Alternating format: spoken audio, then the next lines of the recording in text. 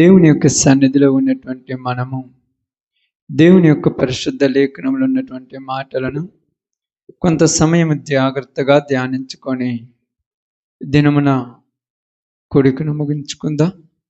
సమయానుకూలతను బట్టి బైబిల్ గ్రంథంలో నుంచి అపోస్తులైనటువంటి పౌలు రాసినటువంటి పౌలు గారు రోమిలకు రాసిన పత్రిక 8వ అధ్యాయము 28వ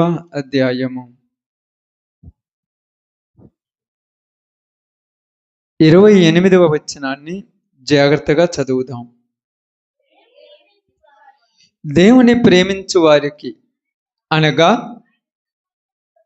ఆయన సంకల్పం చొప్పున పిలువబడిన వారికి మేలు కలుగుటకై సమస్తమును సమకూడి జరుగుచున్నవని ఎరుగుదుము. దేవుడి వాక్య భాగం మన మధ్యలో ఆశీర్వదించును గాక. ఆమేన్. మంచిది. పోయిన వారములో మనం ఈ మాటను ధ్యానించుకుందాం. అది మీకు గుర్తుందో లేదో నాకైతే తెలియదు, కానీ పోయిన వారంలో దేవుడు తన సంకల్పం చొప్పున పిలుచుకున్నవారు, దేవుణ్ణి ప్రేమించిన వారు, ఎక్కడి నుంచి దేవుడు పిలుచుకున్నాడు, ఎక్కడి నుంచి దేవుడు నిన్ను ఏర్పరచుకున్నాడు, నీవు దేవునికి ఎందుకు కావాలనేది పోయిన వారం మనము జాగ్రత్తగా విన్నాం. అయితే ఈ సమయంలో మిగతా భాగాన్ని మనం చదువుకుందాం. ఆయన సంకల్పము చొప్పున పిలువబడిన వారికి ఏం జరుగుతుందంట? పిలువబడిన వారికి మేలు కలుగుటకై సమస్తమును సమకూడి జరుగుచున్నవి. మేలు కలుగుటకై, మేలు కలగాలి. మేలు అంటే మంచి జరగాల్సింది ఎవరికి? దేవుణ్ణి ప్రేమించు వారికి. అంటే దేవుణ్ణి ప్రేమించు వారికి మంచి జరగాలని దేవుడు ఏం చేస్తున్నాడంటే అన్నిటినీ సమకూరుస్తున్నాడు. అక్కడ అదే రాయబడింది. అక్కడ చూసినప్పుడు ఎరుగుదుము అనే జరుగుతున్నవని అనే పైన ఒకటేసిర్రు. అక్కడ చూడండి, మేలు కలుగుటకై దేవుడు సమస్తమును సమకూర్చి జరిగించుచున్నాడని. దేవుడు అంటే తన బిడ్డలకు మంచి జరగాలని అన్నిటినీ సమకూరుస్తూ ఉన్నాడంట.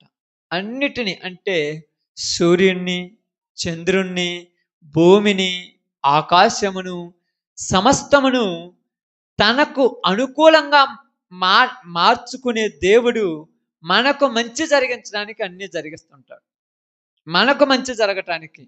ఎందుకు మనకు మంచి జరగాలంటే నీకు మేలు జరగాలి. కాబట్టి నీవు మేలు పొందుకోవటానికి దేవుడు దేన్నైనా మార్చేస్తాడు, దేవుడు దేన్నైనా జరిగిస్తాడు. ఎలాగంటే మీకు అందరికి అర్థం కావటానికి చాలా విషయాలు మనం ఈరోజు మీకు చెప్పాలనుకున్న విషయంలో ఒక విషయాన్ని చెప్పి నేను త్వరగా ముగిస్తాను.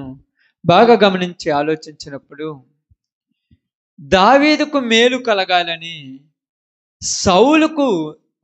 దావీదుకు మేలు కలగాలని దేవుడు సౌలుకు తనకున్న సింహాసనాన్ని తీసేశాడు. ఎవరికి మేలు కలగాలి? దావీదుకు మేలు కలగాలి, దావీదుకు మంచి కలగాలి, దావీదుకు మంచి జరగాలి. కాబట్టి దావీదును దేవుడు అభిషేకించి ఉన్నప్పుడు దావీదు జీవితంలో గొప్పవి జరిగాయి. కానీ అవి జరగటానికంటే ముందుగా దావీదుకు కొన్ని కష్టాలు వచ్చాయి. దావీదు జీవితంలో కొన్ని బాధలు వచ్చాయి. దావీదు జీవితంలో ఆకలితో అలమటించిన రోజులు వచ్చాయి. దావీదు జీవితంలో శత్రువు తరుముతుంటే ప్రాణాలు గుప్పిటిలో పెట్టుకొని పరుగులు తీసే రోజులు వచ్చాయి. ఇవి వచ్చినంత మాత్రాన దేవుడు దావీదుకి ఏమన్నా కీడు చేశాడా? అంటే దావీదుకు మేలు చేయాలి. దావీదుకు మేలు చేయాలంటే అన్నిటినీ రెడీ చేయాలి, ప్రతిదీ సిద్ధపరచాలి, ప్రతిదాన్ని సమకూర్చాలి. అందుకు అక్కడ రాయబడింది, తన బిడ్డలకు ఎవరినైతే ఆయన పిలుచుకున్నారో పిలుచుకున్న వారికి మేలు కలుగుటకై సమస్తమును సమకూడి జరిగించుచున్నాడు, అన్నిటినీ జరిగించుచున్నాడు. గొర్రెలు కాసుకుంటున్నటువంటి దావీదును ఆ గొర్రెల దొడ్డిలో నుంచి బయటికి పిలిచి, నేను నిన్ను రాజుగా చేస్తానంటే, నేనేందయ్యా రాజునేంది అని అనలేదు దావీదు. రాజుగా నన్ను నువ్వు చెయ్యాలంటే ఎన్ని మార్చాలి, ఎన్ని మార్చాలి. ఇప్పుడున్న రాజును దించాలి. బాగానండి, ఇప్పుడున్న రాజును దించాలి. రెండోది, నాకు అర్హత లేని నాకు యుద్ధ నైపుణ్యము కావాలి. నేను రాజుగా ఉండాలంటే నన్ను ఇక్కడున్న ప్రజలందరూ ఒప్పుకోవాలి. అలా నన్ను ఒప్పుకోవాలంటే నాకు నువ్వేదో జరిగించాలి. ఏమి జరిగించాలంటే బాగా గమనించి ఆలోచించండి. ఎక్కడో యెష్షయి కుమారులలో ఒకడైనటువంటి దావీదు తన తండ్రికి లెక్కలో లేనివాడు, లెక్కలో లేడు దావీదు. దావీదుని ఏమంటాడంటే, ఇదిగో దేనికి పనికిరాని ఒక పనికి మాలిన వాడు ఉన్నాడు, వాడు ఏంటికి పనికిరాడు కాబట్టి గొర్రెలు కాసుకోవటానికి పోయాడంటే వాని పిలువ అన్నాడు. వాడిని పిలవమని చెప్పాడు.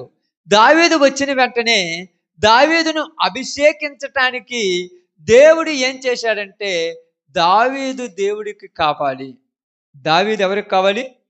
దేవుడికి కావాలి. అందుకనే గొర్రెలు కాసుకుంటున్నటువంటి దావీదుకి యుద్ధం నేర్పించాడు. ఎవరు నేర్పించింది? దేవుడు. ఏ యుద్ధం చేశాడు దావీదు తెలుసా మీకు? సింహముతో ఎదురు తిరిగే యుద్ధం, ఎలుగుబంటితో పోరాడే యుద్ధం. సింహముతో పోట్లాడటం అంటే, ఎలుగుబంటితో పోట్లాడటం అంటే మామూలు విషయం కాదు. కానీ దావీదు యొక్క జీవితంలో గొర్రె పిల్లలు ఇటు పక్కన ఉన్నాయి, అటు పక్క నుంచి సింహం వస్తుంది. అయ్యో, నేను ప్రాణాలను కాపాడుకుంటే గొర్రె పిల్లలు ఎక్కడా సింహం తినేస్తదేమని ఆ ప్రాణాలకు తెగించి సింహంతో ఎదురు తిరుగుతున్నాడు. ఇప్పుడు సింహాన్ని బాగానండి, దావీదు ఎదురుగా సింహం వస్తున్నప్పుడు దావీదు ఏమనుకుంటాడంటే, అసలు దేవుడు అనేవాడు ఉంటే నాకే ఎందుకు ఈ కష్టం అని అంటాడు. అర్థమవుతుందా? కష్టం వచ్చినప్పుడు దేవుడి మీద నిందలు పెడతాం, దేవుడు ఉంటే నాకెందుకు ఈ కష్టం అంటాడు. మరలా ఎలుగుబంటి వచ్చింది, ఎలుగుబంటిని కూడా చీల్చేశాడు. సింహాన్ని చీల్చాడు, ఎలుగుబంటిని చీల్చాడు. మరలా తన తండ్రి మందను మేపుతూ మేపుతూ ఉండగానే ఇప్పుడు యెష్షయి వచ్చి పిలిచినప్పుడు, ఇదిగో దేవుడికి నువ్వు కావాలి, నువ్వు కావాలి దేవునికి అనగాని వెంటనే అక్కడ జరిగినటువంటి సిచ్యువేషన్ మీరు ఒకసారి అర్థం చేసుకుంటే, దావీదు తన అన్నలందరూ కూడా యుద్ధపు అంటే యుద్ధ రంగంలో యుద్ధము చేస్తున్నప్పుడు దావీదు తన అన్నలను చూడటానికి వెళ్ళి యుద్ధశాలలోనికి వెళ్ళి యుద్ధములో ఉన్న సమాచారాన్ని తెలుసుకుంటున్నప్పుడు అక్కడ జరిగిన సంఘటన ఏంటంటే, ఫిలిస్తీయులకి ఇశ్రాయేలీయులకు మధ్య యుద్ధం జరుగుతుంది. బాగా మీకు తెలిసిన సందర్భమే, చాలా జాగ్రత్తగానండి. ఫిలిస్తీయులకి ఇశ్రాయేలీయులకు మధ్య యుద్ధం జరుగుతుంది. అయితే ఫిలిస్తీయులలో నుంచి ఒక్కడు బయటకు వచ్చి ఇశ్రాయేలీయులతో శపథం చేస్తున్న సమయంలో ఇశ్రాయేలీయుల్లో నుంచి ఒక్కడు కూడా బయటికి రాకుండా దేవుడు ఆపాడు. బాగా అర్థం చేసుకోండి. ఇశ్రాయేలీయుల్లో సౌలు ఉన్నాడు, దావీదు యొక్క సహోదరులు ఉన్నారు, దావీదు యొక్క అన్నలు ఉన్నారు, దావీదు ఇశ్రాయేలు సైన్యం ఉన్నది. ఈ సైన్యంలో నుంచి ఒక్కడు కూడా బయటికి రాలేదు. ఎందుకని ఎప్పుడైనా ఆలోచించారా? ఒక్కడైనా బయటికి రావాలిగా. దావీదు వచ్చేంత వరకు వీళ్ళందరూ మాకు చేతగాని వాళ్ళం అన్నట్టు ఎందుకు కూర్చున్నారు? ఎందుకు కూర్చున్నారక్క? ఎందుకు కూర్చున్నారంటే, అక్కడ దావీదు గొల్లియాతును ఓడించాలి. గొల్లియాతును ఓడిస్తే దావీదుకు మంచి పేరు రావాలి. అందుకని ఏం చేశాడు? 40 రోజులు సౌలును ఊరకనే ఉంచాడు. 40 రోజులు, 40 రాత్రులు, 40 పగుళ్ళు సౌలు సింహాసనం మీద కూర్చున్నటువంటి సౌలు ఏం చేస్తున్నాడంటే, ఇదిగో దావీదుకు బాగానండి యొక్క గొల్లియాతు రోజు రోజుకి యుద్ధానికి రమ్మని అందరినీ పిలుస్తున్నాడు. కాబట్టి ఇప్పుడు బాగా గమనించి ఆలోచిస్తే, ఈ యుద్ధములో గొల్యాతును చంపటానికి నాకు రోషము లేదా అనుకుంటున్నాడు. కానీ రోషం ఉన్నది, కానీ రోషం ఉన్నటువంటి ఈ యొక్క సౌలు ఎప్పుడు కూడా ముందడుగు వేయల. ఎందుకేయలేదు? ఎందుకేయలేదు చెప్పండి? అదే సౌలు చంపాడు అనుకోండి, దావీదుకు మంచి పేరు వస్తుందక్క. సౌలు చంపకూడదు, అందుకని సౌలు ఊరకనే ఉన్నాడు. ఇక్కడ ఇశ్రాయేలు సైన్యం ఉన్నారు చూడండి. ఈ సైన్యం అంతా ప్రతిరోజు తింటున్నారు, ఉంటున్నారు, తన కత్తులకు సానబట్టుకుంటున్నారు. ఒక్కడు కూడా గొల్లియాతు మీదకి ఎదురు తిరగల. ఎందుకు తిరగలేదు? దావీదే రావాలి. వాళ్ళకు భయము, వాళ్ళు పిరికివాలి, ఇవన్నీ పక్కన పెట్టండి. నిజంగా చెప్తున్నాను, ఇంటిలో పెట్టి తలుపేసి కొడుతున్న పిల్లి కూడా ఎదురు తిరుగుద్ది. కానీ ఒక్కళ్ళకు కూడా ఎందుకు రోషం రాలేదంటే దావీదు కోసమే దేవుడు వాళ్ళందరినీ ఆపేశారు. మీరు ఎవరు కూడా ఈ యుద్ధంలోకి రెడీగా ఉండొద్దు. ఇప్పుడు 40 రాత్రులు 40 పగుళ్ళు తర్వాత ఎక్కడో గొర్రెలు కాసుకుంటున్నటువంటి దావీదు ఇక్కడికి రావటము, ఇక్కడికి వచ్చిన దావీదు ఆ సమాచారాన్ని తెలుసుకోవటము, ఆ సమాచారాన్ని తెలుసుకున్న దావీదు యుద్ధానికి నేను వెళతానని రాజు దగ్గరికి వెళ్ళి చెప్పాలి. ఇదంతా కూడా ఒక ప్లాన్ ప్రకారం జరుగుతుంది. అంతా ఒక ప్లాన్, ఇది మొత్తం ఒక ప్లాను. ఈ ప్లాన్ వేసింది ఎవరు? ఆమేన్. ఇదంతా ఒక ప్లాను. ఇప్పుడు వెంటనే సౌలు దగ్గర పోయి అంటున్నాడు, రాజా నేను గొల్లియాతుతో యుద్ధం చేస్తాను అంటున్నాడు. ఇప్పుడు సౌలు ఏమనాలి చెప్పండి? ఒకేమనాలి? చెయ్యనాలా? చేయకూడదు అనాలా? బాగా గమనించి ఆలోచించండి. సౌలు ఏమనాలంటే, నీవు వెళ్ళి యుద్ధం చేస్తానంటే నేనేమన్నా చేతగాను ఉన్నా అంటే, మీరు ఎవరు చేతగానోళ్ళు కాబట్టి కదా నేను వచ్చింది ఈరోజు. దావీదు అంటున్నాడు, మీరు ఎవరు వల్ల కాలేదు కదా, మీరు అందరూ పనికిరానోళ్ళు కదా. ప్రతిరోజు ఏం చేస్తున్నారు? యుద్ధంలో మీరు ఏం చేస్తారు? ప్రతిరోజు ప్రాక్టీస్ అంటారు, ప్రతిరోజు చేస్తుంటారు, ప్రాక్టీస్ చేస్తున్నారు. యుద్ధ నైపుణ్యం ఎరిగిన వాళ్ళు మీరు. కత్తి సాము తెలిసిన వాళ్ళు ఉన్నారు, బాణములు బాగా ఎలవగలిగిన వాళ్ళు ఉన్నారు, బరిసెలు బాగా వాడగలిగిన వాళ్ళు ఉన్నారు.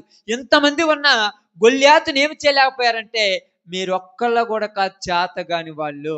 ఈరోజు ఎక్కడో ఒక అరణ్యములో ఆ యొక్క మందను కాచుకుంటున్న నేను గొల్లియాతును చంపడానికి వచ్చానంటే, మీరు పనికిరాని వాళ్ళు, నేను పనికొచ్చానని చెప్పగానే సౌలు ఏమన్నాడంటే, దావీదు నువ్వు చిన్న పిల్లోడు అయ్యా అన్నాడు. నువ్వు చిన్న బాలుడివి, నీకెందుకు ఇవన్నీ అన్నాడు. అంటే నాకెందుకంటే మరి ఎవరు చూసుకుంటారు ఇవన్నీ? ఎవరు చూసుకుంటారమ్మా? ఎవరు చూసుకోవాలి చెప్పండి? నాకెందుకు అనుకుంటే ఎవరు చూసుకోవాలి? ఎందుకంటే తర్వాత నన్ను ఏలాల్సింది నేనే. వీళ్ళని ఏలటానికి దేవుడు నన్ను అభిషేకించాడు. ఇప్పుడు నాకెందుకు అనుకుంటే? నాకెందుకు అనుకోలేదు, నేను వెళతానన్నాడు. కానీ ఇక్కడ ఒక విషయాన్ని మీకు చెప్తాను చూడండి. వెళతానన్నప్పుడు ఈజీగా పంపించండి అనేది మనకు రుజువు కాదు. ముందు ఒక సందర్భం ఉంది. దావీదు ఓడిపోతే ఏం జరగాలి? అక్కడ ఏం జరుగుద్ది తెలుసా? ఏం జరుగుద్దమ్మా? ఫిలిస్తీయులు కింద మళ్ళా బానిసలు అవ్వాలి. అంటే నిన్ను ఒక్కని నమ్మి మేమందరం నిన్ను యుద్ధానికి పంపాం. అందరం దావీదుని నమ్మాలి. ఇప్పుడు ఒకవేళ దావీదు ఓడిపోయారు అనుకో, వీళ్ళందరూ ఓడిపోయినట్టే. ఇప్పుడు దావీదు చూస్తేనేమో చిన్నడు. దావీదు దగ్గర ఏమీ లేదు, బలం లేదు, శక్తి లేదు, ఆయుధం లేదు. ఇప్పుడు దావీదు పోయి కొట్టగలడని వీళ్ళకి నమ్మకం ఎట్ట పుట్టింది? నమ్మకం ఎలాగుంది చెప్పండి? ఇది దేవుని యొక్క సంకల్పం.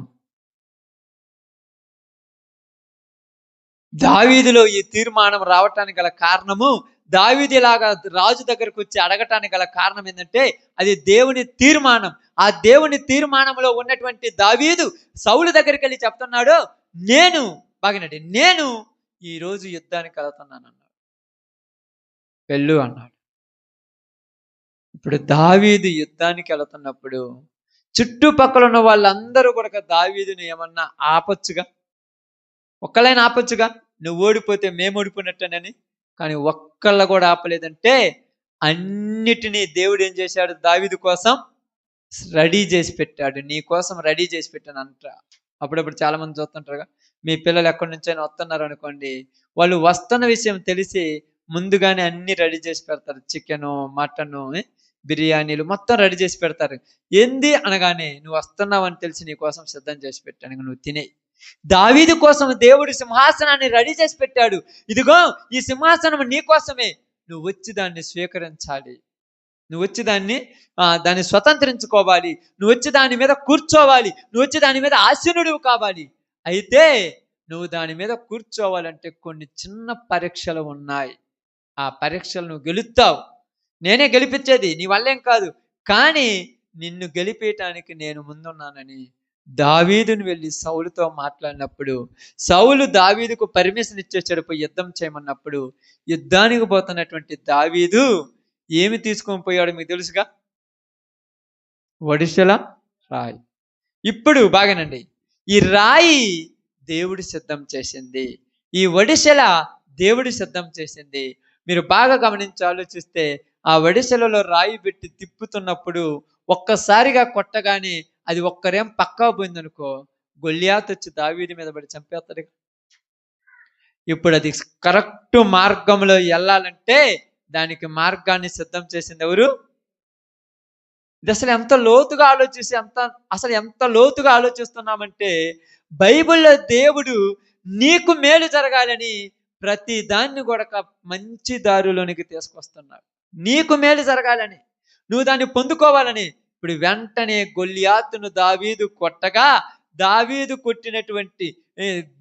కొట్టినటువంటి రాయికి గొల్లియాతు పడిపోగా, దావీదు వెళ్ళి అతని మీద కూర్చొని తన శిరస్సు కోసుకొని బయటకు వచ్చేసాడు. తన తల కోసుకొని బయటకు వచ్చాడు. ఇప్పుడు ఆ తల పట్టుకొని వీధులలో తిరుగుతున్నాడు.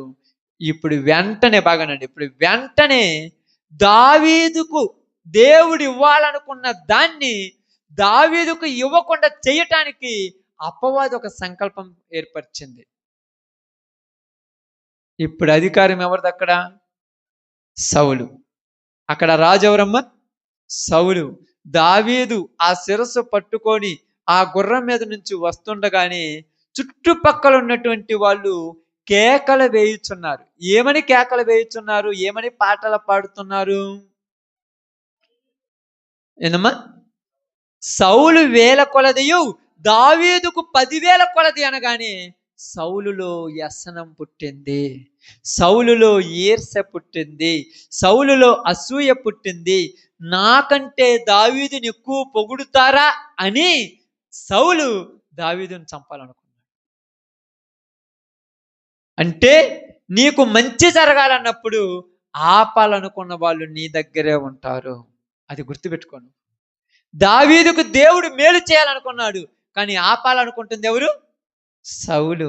నీకు దేవుడు మేలు చేయాలనుకుంటున్నాడు, మరి ఆపాలనుకుంటుంది ఎవరు? నీ చుట్టుపక్కల.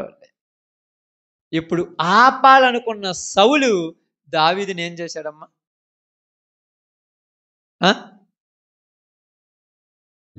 దావీదుని ఏం చేశాడు తెలుసా?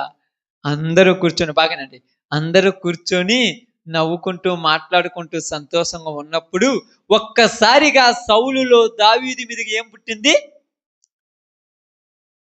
పుట్టింది? కోపం. ఏమొచ్చిందమ్మా? అప్పుడిప్పుడు అంటారు కోపం వచ్చేసింది. ఈ కోపంతో సౌలు దగ్గర ఉన్నటువంటి కత్తి తీసుకొని దావీదు మీదకి ఇసిరేశాడు. ఏం జరిగిందని కోప్పడ్డాడు? అసలు నాకు అర్థం కాలేదు.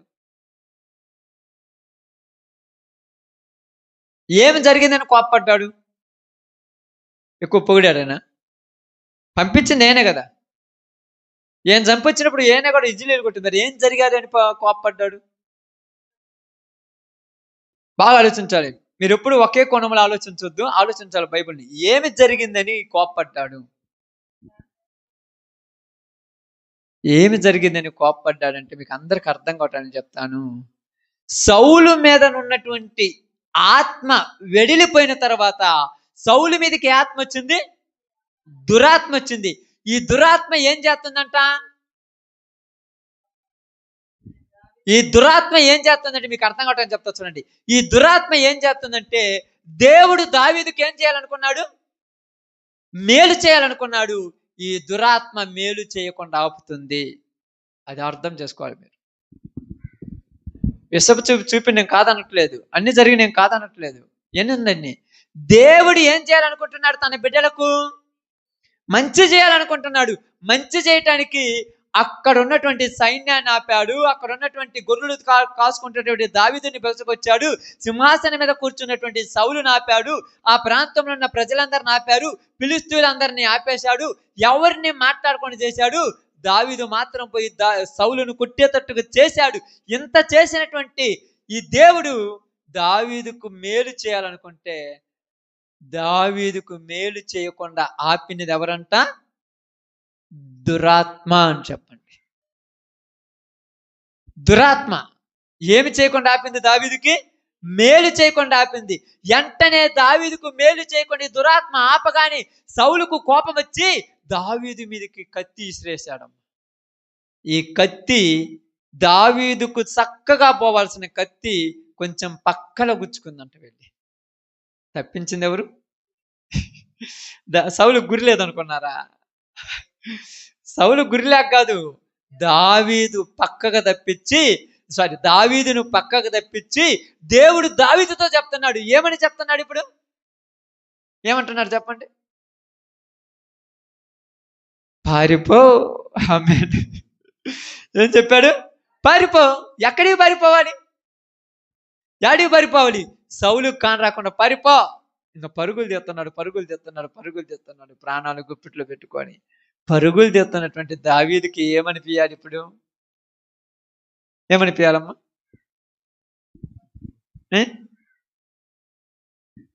ఇప్పుడు ఆలోచించారా? పరుగులు తీస్తున్నటువంటి దావీదు గురించి మాట్లాడదాం. చూడండి, సమయాల గ్రంథంలో అనుకుంటాను.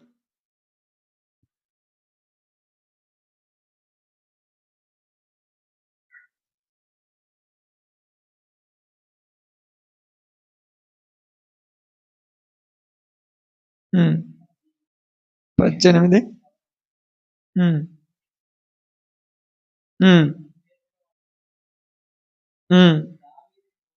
దావీదును పొడిచి గోడకు బిగించదని అనుకున్నట్టును సౌలు ఆ వీటని ఇసిరెను. అయితే అది తగలకుండా దావీదు 2 మూరలు తప్పించుకొనెను. యెహోవా తనను విడిచి దావీదునకు తోడై ఉండుట చూచి సౌలు దావీదునకు భయపడాడు.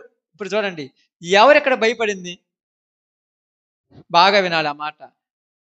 సందర్భం ఏంది? సమూయేలు మొదటి గ్రంథం 18:11.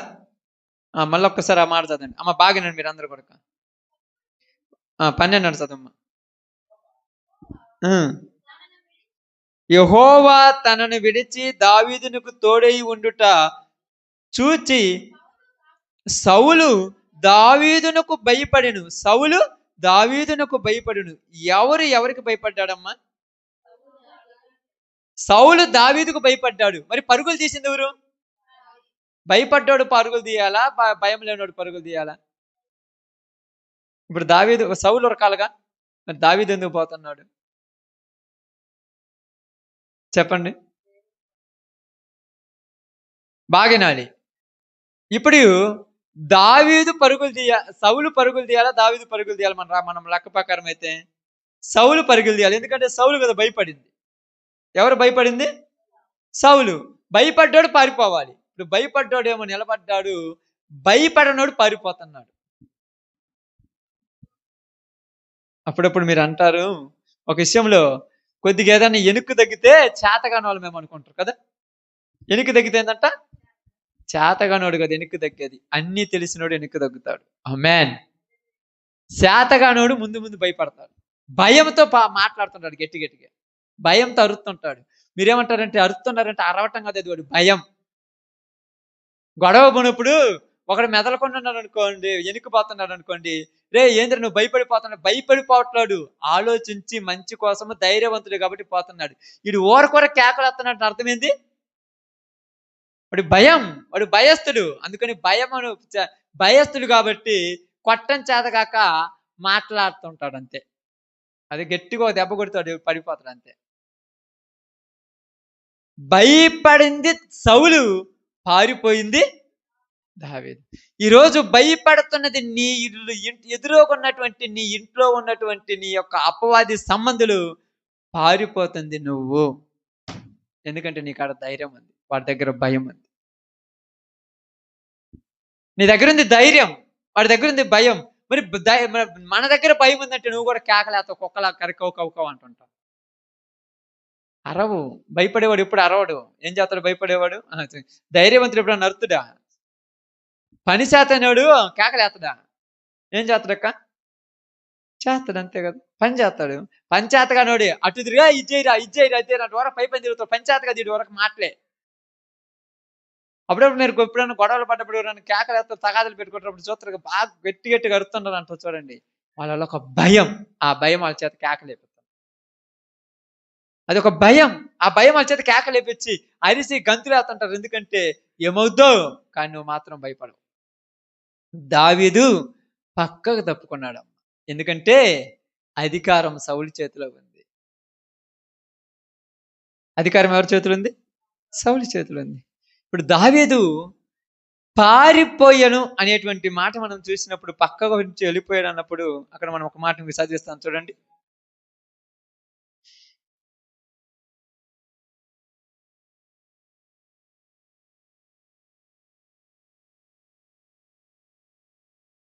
ఉమ్ 19వ అధ్యాయము 5వ వచనం ఒకసారి చదువుదాం. అతడు ప్రాణమునకు తెగించి ఆ ఫిలిష్తీయుని చంపగా యెహోవా ఇశ్రాయేలులకు అందరికీ రక్షణ కలగజేసెను, అది నీవే చూసి సంతోషించుదువు కదా. నిష్కారణముగా దావీదును చంపి నిరపరాధి యొక్క ప్రాణము తీసి ఎందుకు పాపము చేయదు అని మనవి చేయగా, సౌలు యోనాతాను చెప్పిన మాట ఆలకించి యెహోవా జీవముతోడు అతనికి మరణ శిక్ష విధింపనని ప్రమాణము చేసెను. ఇప్పుడు యోనాతాను తన తండ్రితో చెప్తున్నాడు, అయ్యా ఈ దావీదే కదా సౌలును చంపి మనందరికి రక్షణ కలగజేసింది, నువ్వెందుకు దావీదును చంపాలని చూస్తున్నావు? ఇప్పుడు ఏమన్నాడు? దేవుని తోడు నేను చంపను అన్నాడు. ప్రమాణం చేయొచ్చు అసలు? ఓకే, ప్రమాణం చేసినాడు. ప్రమాణం చేసినాడు మాట మీద నిలబడతాడా? ఏం చేస్తున్నాడు మళ్ళా? అన్ని చదవద్దు, మీకు అన్ని చదవాలని చాలా ఉన్నది. మాట మీద నిలబడతారు చెప్పండి అమ్మ. మరి ఏం చేస్తాడు అంటే, ఇప్పుడు చాలా మంది చూడండి, చాలా మంది ఏమంటారు తెలుసా, నిన్న మాట చెప్పావు కదా, నిన్న ఒట్టు పెట్టావు కదా, మళ్ళీ ఈ రోజు ఏంటంటే వాడంతా పిరికోడు, వాడు ఒట్టు పెట్టి మాట మీద నిలబడాడు కాదు. ఈ రోజు వద్దంటారు, రేపు మళ్ళీ చేస్తుంటారు. మీరెందుకు అని నమ్ముతారు? యోనాతాను చెప్తున్నాడు, నేను అతనికి ఏ కుడి చేయను, అతన్ని రమ్మను అన్నాడు. ఇప్పుడు రమ్మనమని దావీదు దగ్గర పోయి యోనాతాను చెబితే, మీ నాన్న చెప్పినంత మోసపు మాటలు, నేను రాగానే మళ్ళీ నన్ను చంపుతాను. ఏమంటున్నాడు? నేను రాగానే నన్ను ఏం చేస్తాడంట? చంపుతాడు. కావాలని చూడండి, అక్కడ కింద పడుతుంది 8వ వచనం చూడండి. అప్పుడు యోనాతాను దావీదుని పిలుచుకొని పోయి ఆ సంగతులన్నీ అతనికి తెలియజేసి దావీదును సౌలు నొద్దకు తీసుకొని రాగా, దావీదు మునిపిటలాగా అతని సన్నిధిని ఉండెను. తర్వాత యుద్ధం సంభవించినప్పుడు దావీదు బయలుదేరి ఫిలిష్తీయులతో యుద్ధం చేసి వారిని ఓడించి వెనకకు పారదోలి గొప్ప వధ చేయగా, యెహోవా యొద్ద నుండి దురాత్మ సౌలు మీదకు వచ్చెను. సౌలు ఏట చేత పట్టుకొని ఇంట కూర్చుండి ఉండెను. దావీదు సితారా వాయించుచుండగా సౌలు ఒకే దెబ్బతో దావీదును గోడకు పొడుచుదునన్న తాత్పర్యము కలిగి ఈట విసిరేను. ఇందాకనే కదా ప్రమాణం చేసింది, ఇంతకుముందే కదా ఒట్టు పెట్టింది, మళ్ళా ఈట ఎందుకు విసిరేశాడు?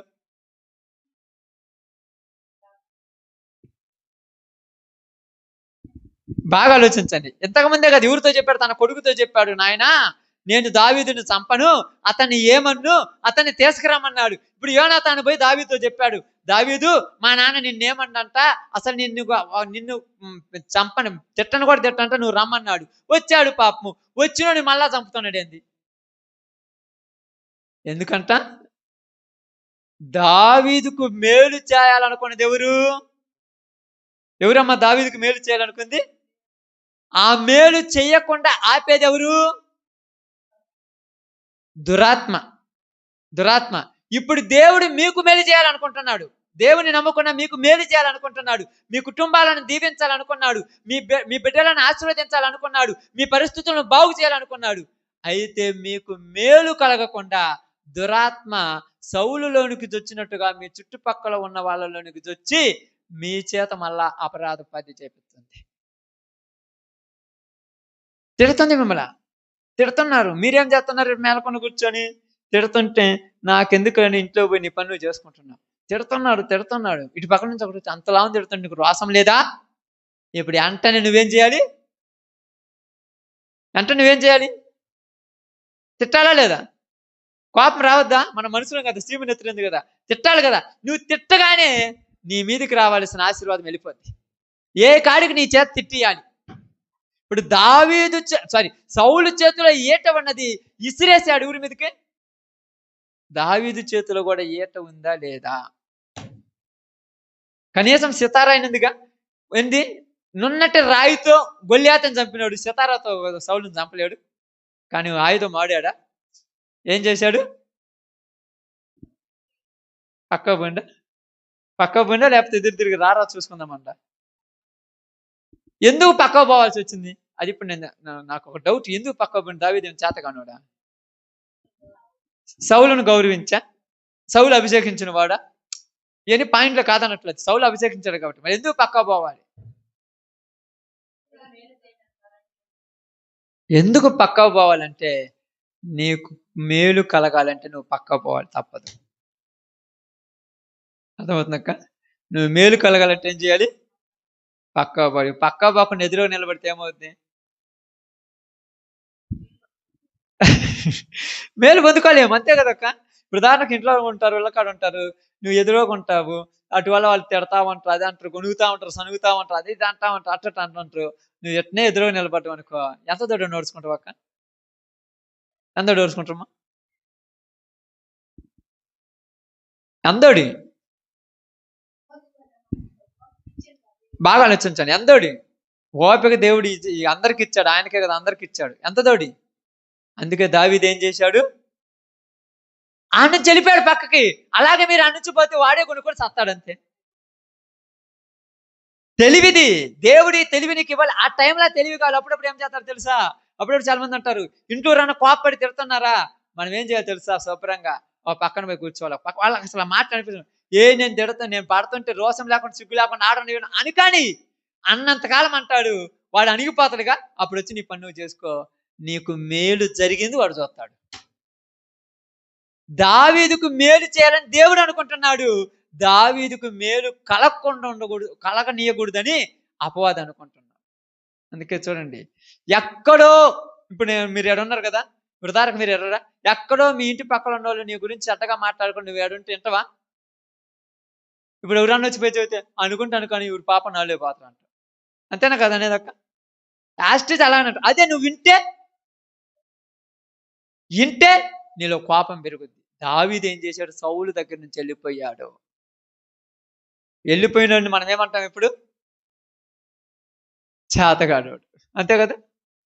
చేతగానోడు అంటాం, చేతగానోడు. కానీ దావీదు చేతగానోడా? చేతైనోడే అన్నిటినీ ఆలోచించే అణిగి మనకి ఉంటాడు. అప్పుడప్పుడు సామెతలు మీరు కూడా చదువుతారు కదా, ఏమి లేని ఇతరాకి ఏం చేస్తుందంట? ఎగిరెగిరి పడుద్ది, ఏమి లేదాడా, కానీ అన్ని ఉన్నది అణిగి మనకి ఉంటది. అలాగే దావీదుకు దేవుడి దీవెన ఉన్నది. ఆ దీవెన పొందుకోవాలంటే అణిగి మనకి ఉండాలి, తప్పదు. అది భర్త దగ్గరైనా, భార్య దగ్గరైనా, పిల్లల దగ్గరైనా, అక్క చెల్లెల దగ్గరైనా, అన్నదమ్ముల దగ్గరైనా, నీ బంధువుల దగ్గరైనా, నీ కుటుంబం దగ్గరైనా, నీ ఇరుగు పొరుగు వాళ్ళ దగ్గరైనా అణిగి మనకు ఉండాలి. అయ్యా ఉంటే నెత్తి తంతనంటే దావీదు నెత్తి తనమని చూద్దాం. నెత్తిని కాదు నేను చెప్తున్నాను, కనీసం నేను తాకాలన్నా కూడా వాళ్ళకి ఇదే. నేను తాకను కూడా తాకలేరు.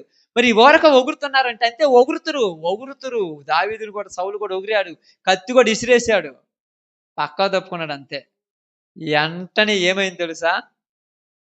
దావీదు మీదికి రావలసిన దీవెన ఆ కత్తి ఇసిరినమ్మటే దావీదు మీద దేవుని వస్తుంది చూడండి. ఆ దీవెన సౌలు దగ్గర ఉన్న కత్తి వస్తుంటే దావీదు దగ్గర నుంచి పైకి పోతుందంట. దీవెన పైకి పోతుందంట. ఎందుకు? దీవెన. నేను ఇక్కడ దీవెన చెప్తున్నాను, ఆశీర్వాదం. ఇప్పుడు దావీదు దగ్గరికి ఆశీర్వాదం వస్తుందాం పైన నుంచుట. సౌలు ఎదురుగా నిలబడ్డాడు, సౌలు కత్తి తెస్తున్నాడు. ఈ దీవెన ఏం చేస్తుంది? కొద్దిగా ఆలోచిస్తుంది అంటమాట, కిందికి వద్దామా పైకి పోదామని. వెంటనే సౌలు కత్తిసి రమ్మటే దీవెనట పక్కా పోయింది కొద్దిగా. వెంటనే దావీదు తప్పుకోగానే ఆ దీవెన వచ్చి దావీదు మీదకి వచ్చేసింది. అదే దావీదు తప్పుకోకుండా ఎదురు తిరిగితే దీవెన ఏమయ్యేది? నువ్వు ఎదురు తిరిగావు కాబట్టి నీ మీదకి దీవెనలు రావట్లేదు. ఈరోజు నువ్వు ఎదురు తిరుగుతున్నావు, నీకు అర్థం కావటంలా. నన్నే రెచ్చగొడుతున్నారంటే నిన్నే రెచ్చగొడతారు, ఊరిని రెచ్చగొట్టలేడా? అంతమంది ఉంటే దావీదు మీదే పగేంది సౌలుకి? ఊరు లేరాడా? ఊరు లేరమ్మా? దావీదు మీద అంటారు చూడండి, ఎంతమంది ఉంటే ఈయన మీదే ఆయన పగ. ఎందుకనక్క? నాకు అప్పుడప్పుడు డౌట్ అవుతుంది. అంటే ఇశ్రాయేల్ దేశం అనేది దావీదు ఒక్కడని ఊరు లేరా? వాళ్ళందరిని అనొచ్చుగా. దావీదు అన్నోళ్ళు ఉన్నారుగా, వాళ్ళని తిట్టొచ్చుగా, వాళ్ళ మీద కత్తి ఇసరొచ్చుగా. ఇంతమంది ఉంటారు, వాళ్ళందరి మీద ఎత్తొచ్చుగా. నీ దావీదు మీదే కత్తి ఎందుకు ఇసురుతున్నాడు? దావీదు మీదకి దీవెన వస్తుంది. ఇప్పుడు సౌలు మీదకి వచ్చింది ఆత్మ, ఇప్పుడు నీ మీదకి వచ్చే వాళ్ళకి పట్టింది కూడా ఆత్మలే. వాళ్ళ బుద్ధులు నువ్వు చూడండి, అట్టాట ఆత్మలు కలిగిన వాళ్ళు ఉంటారు. ఇప్పుడు నువ్వేం చేస్తావు? ఎలా ఉంటదంటే, ఉదాహరణకు నేను అనుకోండి, నువ్వేం చేస్తావు? ఈడి దొంగోడు, వ్యభిచారి, తాగుబోతాడు, తిరుగుపోతాడు, పనికి మాలినాడు, వాడే మాట అన్నప్పుడు నేనెందుకు పడాలని నువ్వు ఎదురు తిరిగితే నీ దేవుని పోతుంది. నేను పర్ఫెక్ట్, నన్ను అంటానికి నువ్వెవరవురా? నువ్వు దాగుపోతాడు అయితే, తిరుగుపోతాడు అయితే, నువ్వు అనేది ఏంది? నన్ను తిరుగుపోతాడు ఎట్టటాడు సౌలు మీదకి వచ్చిన ఆత్మే ఆత్మ, మంచి ఆత్మ, ఆత్మ దురాత్మ. ఇప్పుడు ఏం చెప్తుంది ఆత్మ? దావీదు మీద విసప చూపు చూపుతుంది. ఎంతమంది మీద ఉంటే దావీదు మీద ఎందుకు విసప చూపు చూస్తుంది? అంతమంది ఉంటే దావీదు మీద ఎందుకు విసప చూపు చూస్తున్నాడు? చెప్పండి అక్క.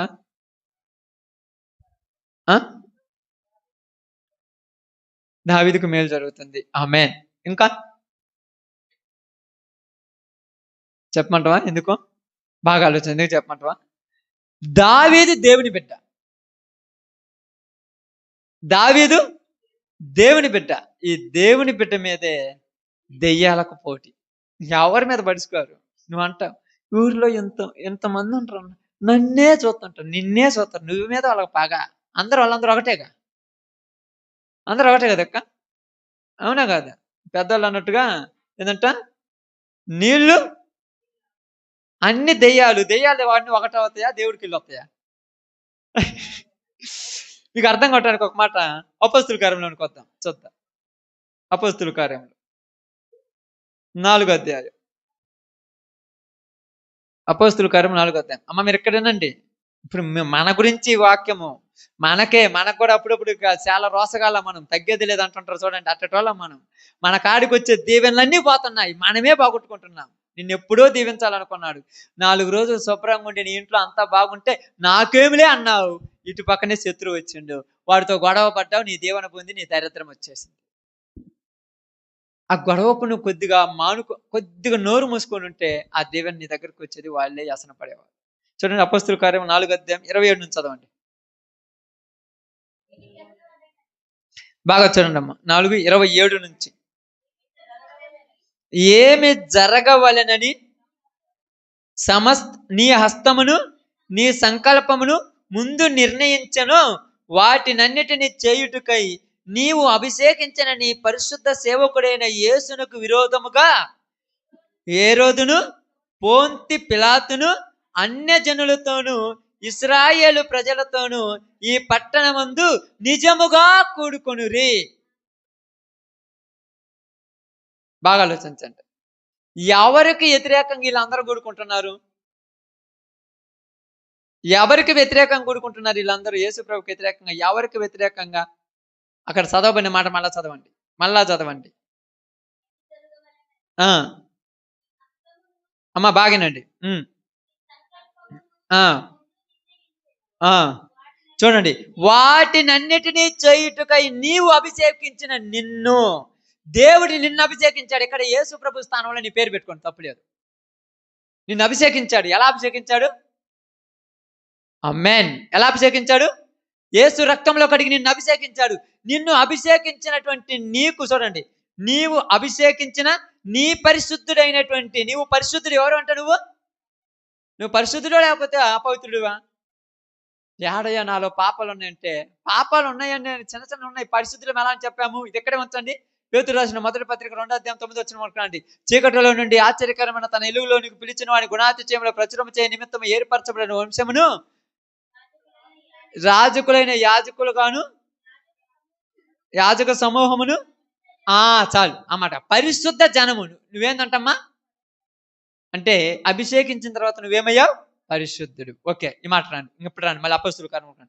నువ్వు పరిశుద్ధుడు. చూడండి, నీవు అభిషేకించిన నీ పరిశుద్ధ సేవకుడైన యేసుకు, నీ పరిశుద్ధ సేవకుడైన యేసు అన్నాడు అక్కడ. ఇక్కడ నీవు అభిషేకించిన నీ పరిశుద్ధ సేవకుడైనటువంటి, లేదా నీ పరిశుద్ధ సేవకురాలైనటువంటి, నీ పరిశుద్ధ జనమైనటువంటి, అక్కడ నీ పేరు పెట్టుకోండి. నీకు వ్యతిరేకముగా అంటే విరోధముగా అక్కడ హేరోదు, ఇక్కడ హేరోదు స్థానంలో నీ శత్రువులు ఉంటాడు, మరి పేరు పెట్టుకో. అక్కడ హేరోదు, తర్వాత పొంతి పిలాతు అంటే అక్కడ వాడు ఉన్నట్టుగా ఇక్కడ నీ కూర ఒకడు ఉంటాడు, నీ చుట్టుపక్కల ఉన్నాడు, పొంతి పిలాతు. తర్వాత ఎవరితో కలిసారు వీళ్ళందరూ? అసలు యూదులు వీళ్ళందరూ ఇశ్రాయేలీయులు. ఇప్పుడు ఇశ్రాయేలీయులు అన్యజనులతో కలవచ్చా? ఇప్పుడు మీ బంధువులు ఏంది నీకు వ్యతిరేకంగా పోయి వాళ్ళ పక్కన నిలబడి నీ మీదకి తగాలిపోతున్నారు? నీకు తెలుసా? నీకు తెలిసి ఎప్పుడైనా ఆలోచించినవా? ఇక్కడ జరుగుతున్న సిచ్యువేషన్ సేమ్ ఇదే. నీ మీదకి వ్యతిరేకంగా అయిపోయారు. ఏందయ్యా మా వాళ్ళు మీరంటే అట్టుపోతున్నావు అంటే, ఇక్కడ మా ఆయన లేదు, నువ్వు వేరు, మేము వేరు. మేము ఎవరు? మేమందరము ఎవరిమి? మా దురాత్మల సమూహం మేము. నువ్వేమో పరిశుద్ధ జనము. నీ మీద మాకు యుద్ధం జరగాలి. ఈ యుద్ధానికి ఏం చేస్తారు? పొంతి పిలాతు, హేరోదంట, పొంతి పిలాతంట, అన్యజనులతో కలిసిపోయారంట. వీళ్ళేంది వాళ్ళతో కలవచ్చు అసలు? ఇప్పుడు వాళ్ళతో కలిసి చూడండి, ఇశ్రాయేలీయుల ప్రజలతోనూ ఈ పట్టణమందు నిజముగా నీకు వ్యతిరేకం కోరుకున్నారు. అందరికి ఇప్పుడు నువ్వే శత్రువు అయిపోయావు. అందరూ అంటారు వీళ్ళు మంచోళ్ళే, ఈడే చెడ్డోడు, నీ మీద నిన్నొక్కనే చెడ్డోని చేశారు మా ప్రాంతంలో. ఇప్పుడు నువ్వు అంటావు ఎవరిప్పుడు నీకు దిక్కు? యేసు ప్రభు ఒక్కనే చెడ్డోని చేశారు, ఇంకా అందరూ మంచోళ్ళు కదా. హేరోదు, పొంతి పిలాతు ఇద్దరు బద్ద శత్రువులు. ఈ శత్రువులు ఇద్దరు యేసు ప్రభు కోసం మిత్రులు అయిపోయారమ్మ. మనందరం కలిసి ఎవరిని కొట్టాలి? ఎంతమంది కలిసి నేను కొట్టడానికి అంతమంది రెడీ అయిపోయారు తెలుసా? ఎందుకంటే నీకేమొస్తుందంట పరలోకం నుంచి? దీవెన. ఇప్పుడు వాళ్ళ పంతం మీద నీ మీదకి దీవెన రాకూడదు, అంతే. ఆ దీవెన ఏంటిది? చెప్పండి. వాళ్ళది పక్కన. ఈ దీవెన ఏంటిది? అందరు యేసుప్రభుని ఏమన్నారమ్మా? ఏమన్నారు? అందరూ యేసుప్రభుని ఏమన్నారు? ఇది కావాలి ఇప్పుడు నాకు. రాజు మంచిది. ఇంకా ఏమన్నారు? దేవుని కుమారుడు అన్నాడు. వీళ్ళందరూ యేసుప్రభుని దేవుని కుమారుడు అంటే వాళ్ళకి నచ్చట, అంటే మేము దెయ్యం పెట్టాలమంటారు వీళ్ళు. అప్పుడప్పుడు మీరు అంటారు ప్రార్థన పోతుంది వీళ్ళంటే, ప్రార్థన పోయిందిలే, నాకు లేదు ఆ బుద్ధి. నిన్ను ఏ కాడికి చెడ్డ చేయాలంతే. నిన్ను చెడ్డ చేయటానికి, నిన్ను రెచ్చగొట్టడానికి అందరూ ఒకటైపోయారు.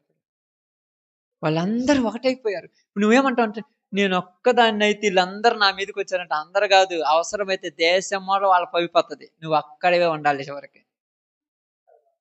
మీ అత్త వాళ్ళ వైపే, మీ మామ వాళ్ళ వైపే, మీ భర్త వాళ్ళ వైపే, మీ యొక్క తమ్ముడా వాళ్ళ వైపే, మీ అన్నల వాళ్ళ వైపే. ఎందుకంటే నువ్వు దేవుడిని నమ్ముకున్నావు. ఇది ఒక్కడే నువ్వు చేసిన తప్పు. అలా లేకపోతే నువ్వు కూడా వాళ్ళ వైపు వెళ్ళిపోయావు.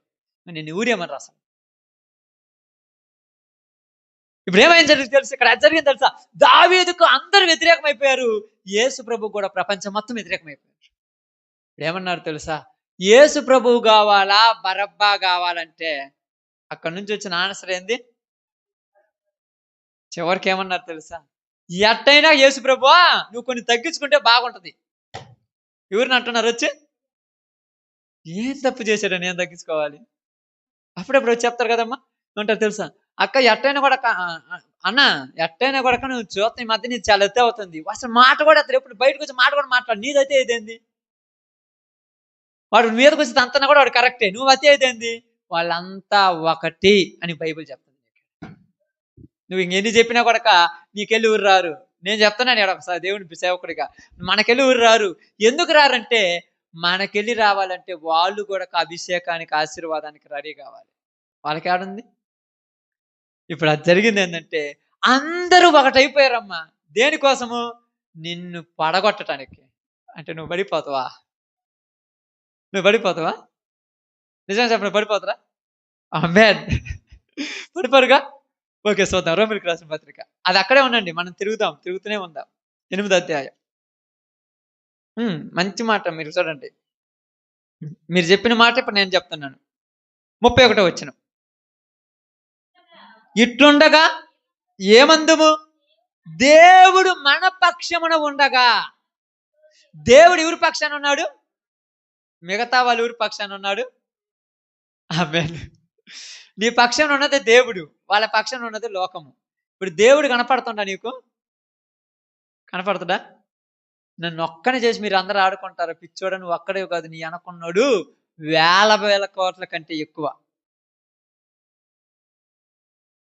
పేతురుతో ఏమన్నాడు తెలుసు యేసు ప్రభు వారు? గుర్తుంది ఏమన్నాడు? ఎవరికైనా గుర్తుందా? పేతురు, నీ కత్తి నీ వరలో పెట్టుము. ఇప్పుడే నేను మా తండ్రిని అడిగితే నా తండ్రి సైన్యాన్ని పంపేటి చేతగానోడా? మీతో యుద్ధం చేయడానికి వాళ్ళు ఎందుకు, నేను చాలదు? మరి ఏమైనా యుద్ధం చేసిండా యేసు ప్రభు? ఇప్పుడు చెప్పాలి, యుద్ధం చేసిందా చేయలేదు చెప్పాలి మీరు. చేశాడు. ఆమేన్. చెప్పండి, చేశాడు అనండి. యుద్ధంలో గెలిచి బయటకు వచ్చాడు. అందుకని యేసు ప్రభు అంటే నోటి మీద వేలేసుకున్నారు. ఏ యుద్ధంలో గెలిచాడు? మరణం అనే యుద్ధంలో గెలిచి బయటకు వచ్చాడు. ఇప్పుడు ఏం చేస్తారు? నిన్ను కూడా రెచ్చగొట్టడానికి, చంపేతంగా పాద్యులు నిన్ను తిడుతుంటారు, అంటుంటారు. నువ్వు చేయకపోయినా కూడా నీకేం చేస్తుంటారు తెలుసా? ఏంటి? బిరుదులు ఇచ్చేస్తుంటారు నువ్వు చేయకపోయినా కూడా. నేను చూసినాలే, మొన్న చూసినప్పుడు అలా కూర్చొని ఆ పని చేస్తారు. నీకు చేయకపోయినా బిరుదులు ఇస్తారు. నువ్వు ఓర్చుకుంటే నువ్వు గెలిచినట్టే. ఓర్చుకోవడం కష్టమే కదా? ఓర్చుకోవడం కష్టమే కదమ్మా. ఇప్పుడు మనకి ఎంతైనా కూడా ఏమంటాను తెలుసా? ఎక్కడో ఒకటి ఉన్నది కక్క. ఏంటది? రాత్రి చెప్పాను, గుర్తుంది లేదేంటది అది? ఫిస్టేజా? రోసం. ఫిస్టేజ్, రోసం, ఏదో ఎక్కడో కొద్దిగా ఉంటుంది కదా. సీముని ఎత్తురు కొంది కాక ఏమంటారు తెలుసా? 10 మంది అంటే నేను తప్పు చెప్పు, నేను తప్పుడుతాను అంటున్నాడు, తప్పుడోడు అంటున్నాడు, నిరూపించాలిగా. ఏమి నిరూపిస్తావు నువ్వేడా? నేను డిఎన్ఏ టెస్ట్ చేపిస్తారా? డిఎన్ఏ టెస్ట్ చేపిస్తారా నిరూపించడానికి? డిఎన్ఏ టెస్ట్ చేపిస్తే అందరి బతుకులు బయటపడతాయి. టెస్ట్ చేయటం కాదుగా, నిరూపణ కాదు ఇక్కడ జరగాల్సింది. నీ ఓర్పు. ఎవరి ఓర్పు? దావీదు ఓర్పు కనపడిందమ్మ అక్కడ. సమస్తమును మార్చేశాడు దేవుడు. దావీదుకు అవకాశం ఇచ్చాడు. నువ్వు కూడా ఓర్చుకొని చూడు, ఈ యుద్ధములో విజయం నీదే అని అన్నాడు. ఓర్చుకొని చూడమన్నాడు. అయ్యా ఏందంటే దేవుడు తనను ప్రేమించిన వారికి మేలు కలుగుటకై సమస్తమును ఏం చేస్తున్నాయి? సమకూడుతున్నాయి. అన్ని సమకూడుతున్నాయి. ఎలాగంటే మీకు అర్థం కావటానికి ఎలాగ సబ్జెక్ట్లోకి వచ్చాయి కాబట్టి చెప్తాను. బయట ఎనికిపోదాం. ఆది కాండంలోనికి. ఎనికనగానే ఆది కాండంలోనికి. ఆది కాండంలోనికి 50 అధ్యాయం. ఆది కాండం 50 అధ్యాయం చేయండి. బాగా భలే ఉంటది. ఇప్పుడు బాగా గమనించండి. ఆది కాండం 50 అధ్యాయం చివరి అధ్యాయం అదే ఆది కాండం ఉంది. 20వ వచనం. మీరు నాకు కీడు చేయనుద్దేశించితిరి గాని, మీరు నాకు కీడు చేయ ఉద్దేశించితిరి గాని. ఎవరు కీడు చేయటానికి ఉద్దేశించారు? యోసేపుకు వాళ్ళ అన్నోళ్ళు. ఎవరమ్మా? అన్నోళ్ళు తమ్ముడు కీడు చేస్తారక్క? చేతరా? ఇక్కడ చేశారు కదా, చేశారు. ఏమి కీడు చేశారు అన్నోళ్ళు తమ్ముడికి? ఏం కీడు చేశారమ్మా? ఆ? అమ్మేశారు. ఎందుకు అమ్ముకున్నారు? డబ్బుల కోసం. ఆ! మా తండ్రి ఆయన బాగా చూసుకుంటారు, నన్ను తక్కువ చూసుకుంటారు. దీనికి కారణాలు ఉన్నాయి. కారణం లేకుండా ఏది జరగల. ప్రతిదానికి కారణం ఉండాలి. మా తమ్ముడిని బాగా చూసుకుంటున్నాడు, నన్ను చూసుకోవట్లేదని యోసేపుని అమ్మేశారు. ఇష్మాయేలీయులకు అమ్మేశారు. బాగా గమనించండి. ఇష్మాయేలీయులకు అమ్మేస్తే ఆ ఇష్మాయేలీయులు తీసుకెళ్ళి అక్కడ సంత. సంత అంటే తెలుసా మీకు? ఎప్పుడన్నా వెళ్ళారా సంతకు? మనకి యాడుంది, ఇక్కడ లేదులే. సంత అంటే తెలుసు కదా! కూరగాయల మార్కెట్ లాంటి సంత. మార్కెట్ ఒక రకంగా చెప్పాలంటే. ఈ మార్కెట్‌లో అన్నీ అమ్ముతారు. అన్నీ, ఇది లేదు, అది ఉంది అనకూడదు. ప్రతిదీ ఉంటాది. ఇక్కడ కూడా ఏం చేశారంటే ఈ సంతలో మనుషుల్ని కూడా అమ్ముతున్నారు ఈ సంత. ఇక్కడ ఇష్మాయేలీయులు పెట్టిన సంతలో మనుషుల్ని. ఎందుకు మనుషుల్ని అమ్ముతున్నారు? వాళ్ళ ఇళ్లల్లో పనుల కోసం మనుషుల్ని కొనుక్కొచ్చుకుంటారు. ఇప్పుడు మీ ఇళ్లల్లో పనుల కోసం ఎలా కొనుక్కొచ్చుకుంటారు? ఫ్యాను, టీవీ, రేడియో, అలాగప్పుడు మనుషుల్ని కొనుక్కొచ్చుకునేవాళ్ళు. ఇప్పుడు కొనుక్కొచ్చుకోవట్లే మీ పనుల కోసం కొన్నిటిని.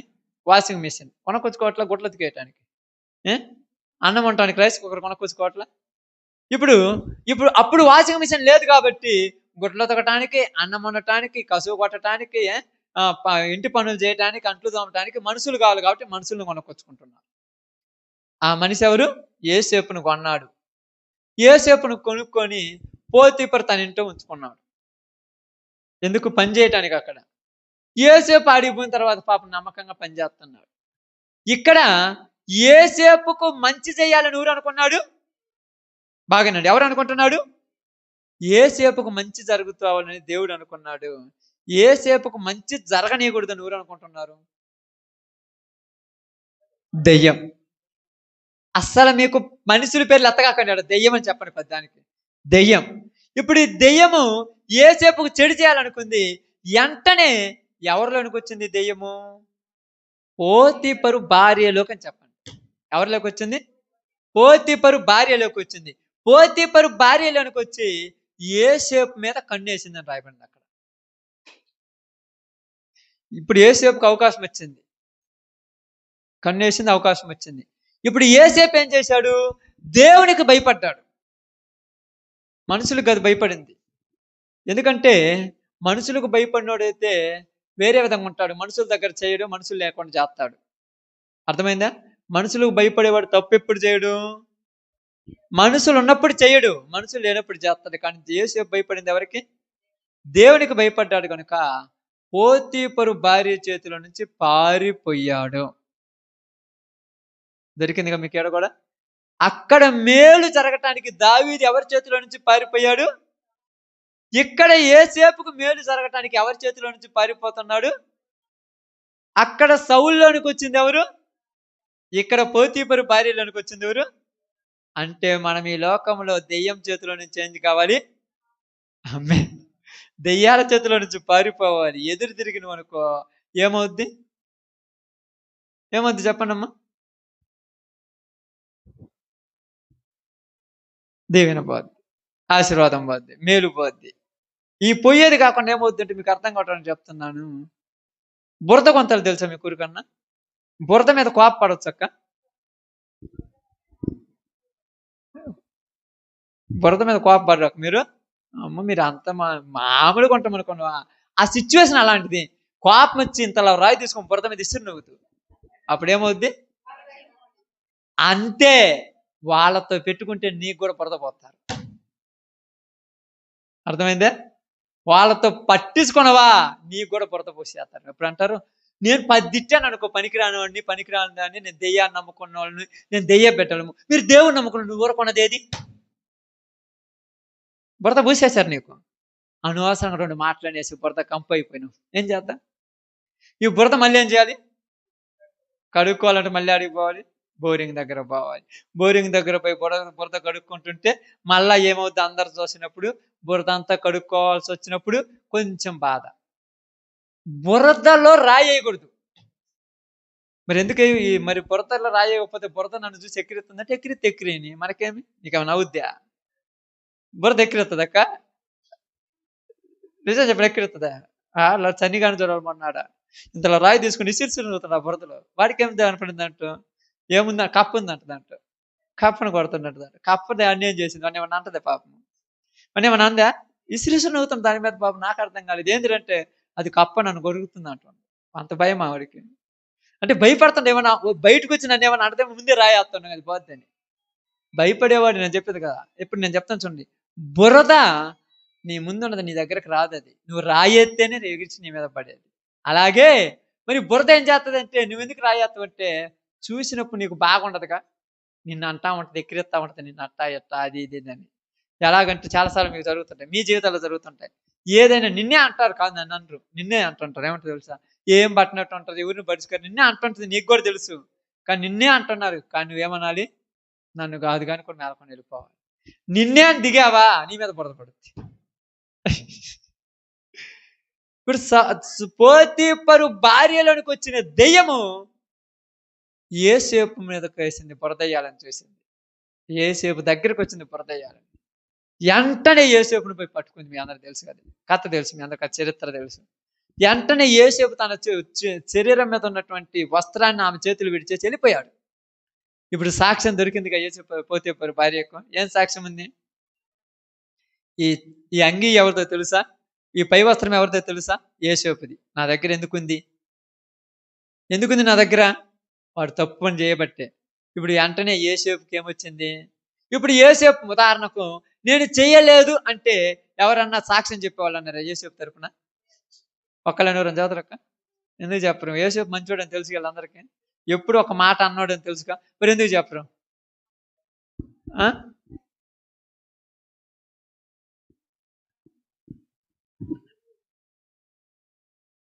ఇవన్నీ కాదక్క, ఇందాక చెప్పింది గుర్తుపెట్టుకోండి. ఆమేన్. అవన్నీ నీళ్ళే. నువ్వే వాళ్ళకి వ్యతిరేకం. వాళ్ళందరూ ఒకటే. నువ్వు తప్పు చేయకపోతే నువ్వు తప్పుడు అంటారు అంతే. నువ్వు రోజు నువ్వు మీ ఆయనకు కానీ మీ ఇంట్లో పిల్లలకు కానీ రోజు అన్నం వండి బోపెడతాని చేస్తుంటే ఎప్పుడన్నా ఎవరన్నా వచ్చినప్పుడు ఏంది అసలు బోపెడతంటే నిజంగా ఏ రోజు బోపెట్టింది లేదు అసలు మేము చూడటంలో రోజు ఏంది రిటర్న్ చేస్తాను. వాళ్ళందరూ ఒకటే. నువ్వు బోగాదు చికెన్ బిర్యానీ పెట్టినా నిన్ను మెచ్చుకోరాళ్ళు. నిన్ను మెచ్చుకుంటే నువ్వు ఎక్కడ బాగుపడుతున్నావు వాళ్ళ భయం. అందరూ సాక్షి ఊరికెళ్ళి చెప్పారు పోతీఫరు భార్యకి. ఇప్పుడు యేసేపుకి ఏం రావాలి? శిక్ష. పోయి జైలు వేశారు. ఏ తప్పు చేశాడని జైల్లో పడ్డాడు? ఏం చెప్పండి జైల్లో పడతారుగా? ఏం చెప్పండి జైల్లో పడతారా? చెప్పండి, ఇప్పుడు చెప్పండి. ఏం చెప్పండి జైల్లో పెడతారా? పడతారా పర్రా? పడతారు. కాబట్టి నువ్వేమనపని నేను తిట్టించుకుంటారు. నువ్వు తిట్టించుకోవాలంతే. నన్ను ఎందుకు తిడతాను? తిట్టించుకోవాలంతే. యేసేపు తిట్టించుకున్నాడుగా. యేసేపు జైల్లో ఉన్నాడు కానీ ఎన్ని రోజులు? 2 సంవత్సరాలు. ఎన్ని రోజులు? నువ్వెన్ని రోజులు నువ్వు తిట్టించుకోవాలి? నీ చుట్టుపక్కల వాళ్ళ చేత వాళ్ళు మారేదాకా నువ్వు చచ్చేదాకా. యాస్టేజ్ అంతే. వాళ్ళైనా మారాలి, నువ్వైనా చావాలి. మరి తిడతనే ఉంటారన్నా ఓర్చుకుంటుంటే ఎక్కువ చేస్తారంటే ఎక్కువ చేస్తారు కాదు, ఇంకా ఎక్కువ చేస్తుంటారు. రోజు రోజుకి ఏం చేస్తుందంట యేసేపు భార్య, పోతీఫరు భార్య యేసేపుతో ఎక్కువ చేస్తుంది, ఎక్కువ చేస్తుందంట. మాటల చేత ఆ మాటలు ఈ మాటలు చేత రెచ్చగొడుతుందంట. రెచ్చిపోయిండ మనోడు. ఎందుకు ఎందుకు రెచ్చిపోలేదంటే మేలు కావాలి నాకు, మేలు కోసం, ఆశీర్వాదం కావాలి, దీవెన కోసం.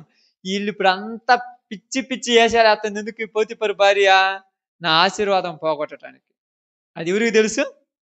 యేసేపుకి తెలుసు. నా ఆశీర్వాదం పోగొట్టడానికి పిచ్చేసేలేస్తుంది. ఈ పిచ్చేసేలకు నేను పడిపోతే నా ఆశీర్వాదం మొత్తం పోద్ది.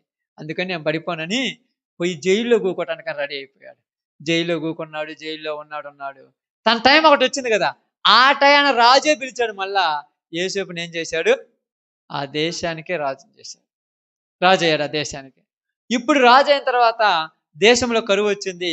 కరువు వచ్చిన తర్వాత ఆ దేశంలో కరువు వచ్చిన తర్వాత ఈ యేసేపే ఆ దేశంలో పంట బాగా పండించి ఇప్పుడు దానికి 45 అధ్యాయంలోనికి రండి. ఆదికాండము 45 అధ్యాయము 5వ వచనం నుంచి నిదానంగా చదువుదాం. అయినను నేను ఇక్కడ వచ్చినట్లు మీరు నన్ను అమ్మివేసినందుకు దుఃఖపడకుడి. నన్ను తిట్టినందుకు నువ్వేం బాధపడద్దు అంటున్నాడు.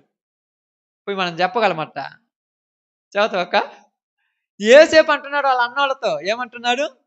నన్ను మీరు అమ్మారు కదా, అమ్మినప్పుడు ఇప్పుడు మీరు ఎవరి చేతిలో దొరికారు? నా చేతిలో దొరికారు. ఇప్పుడు నాకు అవకాశం అని మిమ్మల్ని ఏదో అంటాను అనుకోవద్దు. మీరు నన్ను నమ్మినందుకు మీరు దుఃఖపడొద్దు. ఎందుకంట చూడండి, అది మీకు సంతాపము పుట్టింపనీయకుడి, ప్రాణ రక్షణ కొరకు దేవుడు మీకు ముందుగా నన్ను పంపెను. ప్రాణ రక్షణ కొరకు దేవుడు మీకు ముందుగా నన్ను పంపెను. 2 సంవత్సరముల నుండి కరువు దేశములో ఉన్నది. సేద్యమైనను కోతైనను లేని సంవత్సరములు ఇంకా 5 వచ్చును. మిమ్మును ఆశ్చర్యముగా రక్షించి దేశములో మిమ్ము శేషముగా నిలుపుటకు, ప్రాణంతో కాపాడుటకు దేవుడు మీకు ముందుగా నన్ను పంపించను. ఆమేన్. ఏమంటున్నాడు తెలుసా? ఈ రోజులలో 7 సంవత్సరాల కరువు వస్తుందని అప్పుడే దేవుడికి తెలిసి అప్పుడే నన్ను వచ్చి ఇక్కడ నిలబెట్టాడు. ఈ రోజు నేను ఇక్కడ రాజునయ్యాను కాబట్టి, అధికారినయ్యాను కాబట్టి నేను మిమ్మల్ని రక్షించడానికి ముందే వచ్చాను. వచ్చినోడు సంతోషంగా ఉంటే బాగుండు. వచ్చినోడికి అన్ని ఏంటి? అన్ని దెబ్బలే. ఏడైనా సంతోషంగా ఉండకు. ఒక్క రోజున కుదార్థం కడుపు నిండా అన్నం తిన్నట్టు ఏడైనా రాయబడింది? దేశానికి అధికారే. పోతీఫరు ఇంట్లో ఉన్నప్పుడు ఇంటి మీద పెత్తనదారుడే, ఇంటి మీద పెత్తనం చేసేవాడి. ఏ రోజు కుదార్థంగా నిద్రపోయింది లేదు అయ్యగారు. ఎందుకు చెప్పండి? ఏమన్నాడు? ఇదిగో నా యజమానుడు సమస్తము నా చేతికి ఇచ్చాడు, నేనేం చేసిన నన్ను అడిగేవాళ్ళాడు. అంత స్వతంత్రం ఇచ్చాడు. మరి ఏ రోజు కూడా కుదార్థంగా నిద్రపోలేదంటే ఎందుకు? ఎందుకు చెప్పండి? ఇంకా ఆలోచించాలి. ఎందుకంటే మీకు అర్థం కావటని చెప్తాను. బాగానండి అక్క బాగానండి. ఎందుకంటే నేను ఇక్కడ అడుగు పెట్టాను చూడు, ఇంట్లోకి నేను అడుగు పెట్టాను చూడు. అడుగు పెట్టిన కొన్ని రోజులకి నా మీద ఆ పనికి మాలేంది కన్నేసింది. నేను ఎక్కడ నిద్రపోతే నా మీద పడుద్ది అని ఒక భయంతో నేను భయంతో బతుకుతున్నాను. అది భయం. మీరు మైమరిచి ఉండొద్దు. మీ మీద మీ చుట్టుపక్కల కళ్ళు ఉంటాయి. మైమరిచి ఉన్నారా ఏం చేస్తారు? ముంచేస్తారు వచ్చి. జాగ్రత్తగా ఉండాలి. ఎనీ టైం జాగ్రత్త, అలర్ట్గా ఉండాలి. ఎలాంటి అలర్ట్ చెప్తారు తెలుసు కదా? నేను సిగ్నల్ బెల్ అనేది బెల్లు కొడతారు అప్పుడప్పుడు. హై అలర్ట్ బెల్లు కొడుతుంటారు. ఎందుకు? ఎక్కడ నుంచి ఏ ప్రమాదం వస్తుందో మీకు తెలియదు అక్క. మీ చుట్టుపక్కల ఉన్నది ప్రమాదమే. మధ్యలో నువ్వు ఉన్నావు. ప్రమాదాల మధ్యలో ఉన్నటువంటి నువ్వు ఎంత జాగ్రత్తగా ఉండాలి? ఇల్లు తగలబడుతుంది, మధ్యలో నువ్వు ఉన్నావు. నీ మీదికి నిప్పు రాకుండా ఉండాలంటే ఎట్లా ఉండాలి? చుట్టుపక్కల కన్నేసి ఉండాలి. ఏ వైపు నుంచి నీ మీదకి వస్తారో. అప్పటికి ఎంత జాగ్రత్తగా ఉన్నా మా నోటి మీద పడేసింది ఆమె. ఎంత జాగ్రత్తగా ఉన్నా కూడా ఏం చేసింది? ఒంటరిగా ఉన్నప్పుడు చూసి వచ్చేసింది. మీరు అంత జాగ్రత్తగా ఉన్నా కూడా ఎంత దాన్ని ఎంత చేస్తారు మీ ఇంట్లో. ఎంతది అది ఏముంటది తెలుసా? తాళము, ఆ బీరువా తాళము నీ దగ్గర పెట్టుకోవాల్సింది ఆ మంచం మీద పెట్టావు. మంచం మీద పెట్టిన దానికి ఎంత జాతరాడ. నువ్వు ఎందుకు మంచం మీద పెట్టావు? అసలు అది పెద్ద కథ. అది రామాయణం. అసలు నీకు లెక్కలేదులే. నీకు ప్రార్థన పోతా ఊరికి లెక్క చేయలేట్లేదులే. ఇవన్నీ ఊరని అడగమనరా మిమ్మల్ని? ఇప్పుడు అడగమనరా? ఎంత ఆడుంది శుభ్రంగా. మీరు అప్పుడప్పుడు చూస్తారు చూడండి, పక్కన పోతుంది కోడి, పోయేదాన్ని ఇష్యూ అన్నావు. ఇష్యూ అంటమే ఆడు ఇష్యూ అయింది. ఆడ ఇష్యూ అంటే పెద్ద ఘోరమైంది. ఇప్పుడు అంటారు మమ్మలే కదా, మేము కోళ్ళమా, మేము కుక్కలమా, మేము నక్కలమా, అసలు నీకేంద్రా ఈ గోళ అంటావు. అందుకే నువ్వు ఎట్ట ఉన్నా కూడా నీ వైపు మాత్రం 10,000 కళ్ళు నీ మీద ఉన్నాయి. దేనికి? నీ మీదికి దీవెన రాకుండా ఆపాలి నక్క. అసలు నీకు దీవెన ఇవ్వాలని దేవుడు చేస్తున్నాడు, రాకుండా చేయాలని దెయ్యం చేస్తుంది. యుద్ధం జరుగుతుంది ఎవరెవరికి మధ్య? దేవునికి దెయ్యానికి మధ్య. ఎవరి విషయంలో? నీ విషయములో. బాగానండి, నీ విషయంలో యుద్ధం జరుగుతుంది. ఇప్పుడు నువ్వేం చేస్తున్నావు? మధ్యలో ఉన్నావు. పాపం నీకు అర్థం కాదా? మధ్యలో ఉన్నావు. నువ్వు ఒక్కడివే. నేను ఒక్కడనే ఏం చేయగలవా అనుకుంటున్నావు. నువ్వు ఒక్కడే కాదు. ఏమన్నాడు ఎలీషా గహజీతో? ఏమన్నాడు తెలుసు మీ ఎవరికైనా గుర్తుందా? ఉదయాన్నే లేచాడు పాపం గహజీ. ఏగుజాము లేస్తాడు కదా, మన వాళ్ళకి అలవాటు కదా. ఎలీషా ఏమో లోపల ప్రార్థన చేస్తున్నాడు. గహజీ మనలాంటాడు కాబట్టి బయట వచ్చి తిరుగుతున్నాడు. చూడగానే చుట్టుపక్కల రథాలు ఉన్నాయి, సైన్యాలు ఉన్నాయి. సైన్యము, రథాలు, అబ్బో వీళ్ళందరూ ఉన్నారు. ఒక్కసారి లోపల పోయి, ఏలిన వారా, యజమానుడా, ఒకసారి బయటకు వచ్చి చూడు. ఏంద్రా అంటే ఎంతమంది వచ్చారో చూడు. ఎంతమందిలో నుంచి మనల్ని ఎవరైనా రక్షించగలరా? అంటే అన్నాడు, నువ్వేం భయపడొద్దు అన్నాడు. ఏందో ఇంతమంది శత్రువులు వస్తే భయపడొద్దు అంటవా? రెడీగా ఉన్నారు, ఇంకా ఏం చేస్తున్నారు? రెడీగా ఉన్నారు మీద పట్టడానికి. నువ్వు భయపడొద్దు అన్నారు. ఎందుకంటే ప్రభువా ఈడి కళ్ళు తెరవమంటే గెహజీ కళ్ళు తెరిచినప్పుడు వాళ్లకు వీళ్ళకి మధ్యలో అగ్ని రథాలు తిరుగుతున్నాయి. వాళ్ళు బాబుల అగ్ని రథాలు తిరుగుతున్నాయి. ఇప్పుడు అన్నాడు రాండ్రంగా చూసుకుందాం అంటాం. ఇంతకుముందు ఏమైంది? బాగా ఆలోచించండి. నేను చెప్తున్నానండి, ఇక్కడ మీకు చెప్పేది ఏంటంటే, నీకు నీ శత్రువుకు మధ్య దేవుని రథం ఉంది, కానీ నువ్వు దాన్ని చూడకుండా నువ్వు చొరువు తీసుకుంటున్నావు. నువ్వు చొరువు తీసుకోవద్దు. అవకాశం ఆయనకి. చాలాసార్లు నేను చెప్తుంటాను, మీ అందరికీ చెప్తుంటాను, సమస్యలు అందరికి వస్తాయి, నాకు కూడా వస్తాయి, నా దాకా కూడా వస్తుంది. కానీ నన్ను తాకాలంటే నా పక్షానున్న దేవుని దాటి రావాలి నా దగ్గరికి. కానీ దేవుని దాటి రాకుండా మనం ఏం చేస్తాం? మనమే బయటకు పోయి వాళ్ళతో కొట్లాడతాం. మీకు ఎగ్జాంపుల్ కోసం చెప్తాను, ఏమనుకోవద్దు. ఎగ్జాంపుల్ కోసం ఇది ఒక కథలాగా, చరిత్రలాగా. అదేదో కథలో చూడండి, అదేదో రేఖ, ఒక గీత గీస్తారు. గీత దాటి నువ్వు బయటికి రావద్దు, కానీ వాడు లోపలికి రాకుండా నేను చూసుకుంటానని గీత గీసుకుంటా ఒక ఆయన. ఏమో లోపలే కూర్చుంది పాపం. ఊరో వచ్చాడు ధర్మం చేయమ్మా అని. ఇప్పుడు గీత దాటి, అమ్మ నేను లోపలికి రాకూడదు, నువ్వే బయటికి రమ్మా. బయటికి రమ్మన్నది దేనికి? వీడికి లోపలే పోవచ్చుగా, నువ్వు రాకూడదు, నువ్వు లోపలికి రాలేవు, నీ వల్ల కాదు. అలాగే దేవుడు నీకు రక్షణ గీత గీశాడు. నువ్వు బయటకు వస్తే వాళ్ళు దోసుకొని పోతారు, వాళ్ళు లోపలికి రాలేరు అంతే. కానీ నువ్వు బయటికి రావటానికి ముందే ఎక్కువైపోతుంది, ముందే రోసాలు పౌరుషాలు పెరిగిపోతున్నాయి అప్పుడప్పుడు. ఏం పౌరుషం అక్కడ నాకు అర్థం కాలేదు. నేనున్నాను నా జీవితంలో అనుకుంటున్నాను, దేనికి పనికిరాను అని నేను ఫిక్స్ అయిపోయా. అలా ఉండగల కాబట్టి ఈరోజు ఎవరు ఏమన్నా కూడా పడుతుంటాను. అలా ఉండకుండా నాకేం చదువుకున్నాను, నా అంత చదివిన వాళ్ళు ఎవరున్నారు, నా అంత వాళ్ళు అనుకో, ఇలా కాడ మనం అసలు పడలేవు. నేను ఏంటి పనికిరాను తిట్టుకొని అనుకొని, చేతగాను అనుకొని, ఏంటి చేనికి చేత కాక జోలు తగిలిసుకొని తిరుగుతా అనుకొని వాళ్ళు అనాలి, మనం పడాలి. ఎన్ని రోజులంటే ఇందాక మీకు చెప్పాక, ఆ దీవెన వచ్చేంత వరకు. ఆ దీవెన వస్తుంది, రాకుండా ఏమైనా బాధ్య ఖచ్చితంగా. అందుకేం జరిగింది? ఏసేపు మీద వచ్చి పడేసిందమ్మా. పడేసి ఏసేపును లొంగ తీసుకోవాలనుకుంది, మనోడు పారిపోయాడు. ఇప్పుడు వెంటనే తప్పు చేసింది ఏమే, ఇప్పుడు సాక్ష్యం కూడా ఊరి పక్కనుంది, తీర్పు ఇప్పుడు న్యాయం కూడా ఊరి పక్కనుంది, పక్కనుంది. ఎందుకంటే అందరూ ఒకటేగా. మీరు ఎప్పుడైనా చూస్తారు చూడండి, మీ ఇంట్లో వాళ్ళు కూడా మీరు బాగా గొడవపడి అయితే తర్వాత మీ ఇంట్లో వాళ్ళు అవుతుంటారు, నీకు అడుగుతారు, ఎట్టయి నీ మధ్య నీది ఎక్కువైందని అంటారు. ఏందమ్మా వాళ్ళు వచ్చి నన్ను తిట్టి నా మీదకి వచ్చి పడిపోతుంటే నువ్వేంది నన్ను అంటారు? కాదులే, వీళ్ళు కూడా నీకు శత్రువులు అవుతారు, నీకు అర్థం కాదు. బయట ఉండి అట్ట నీకు సపోర్ట్ ఇచ్చినట్టు లోపల ఇచ్చేస్తారు. రేపు రాముంచి నువ్వు కొద్దిగా జాగ్రత్తగా ఉన్నట్టు. నీకు జాగ్రత్త ఏంది? నాకు అర్థం కాల. నీ గురించి నీకు తెలియదా? అంటే నీకు అర్థం కాల. నువ్వు దేవుని బిడ్డవైందే వాళ్ళకి పెద్ద భయం.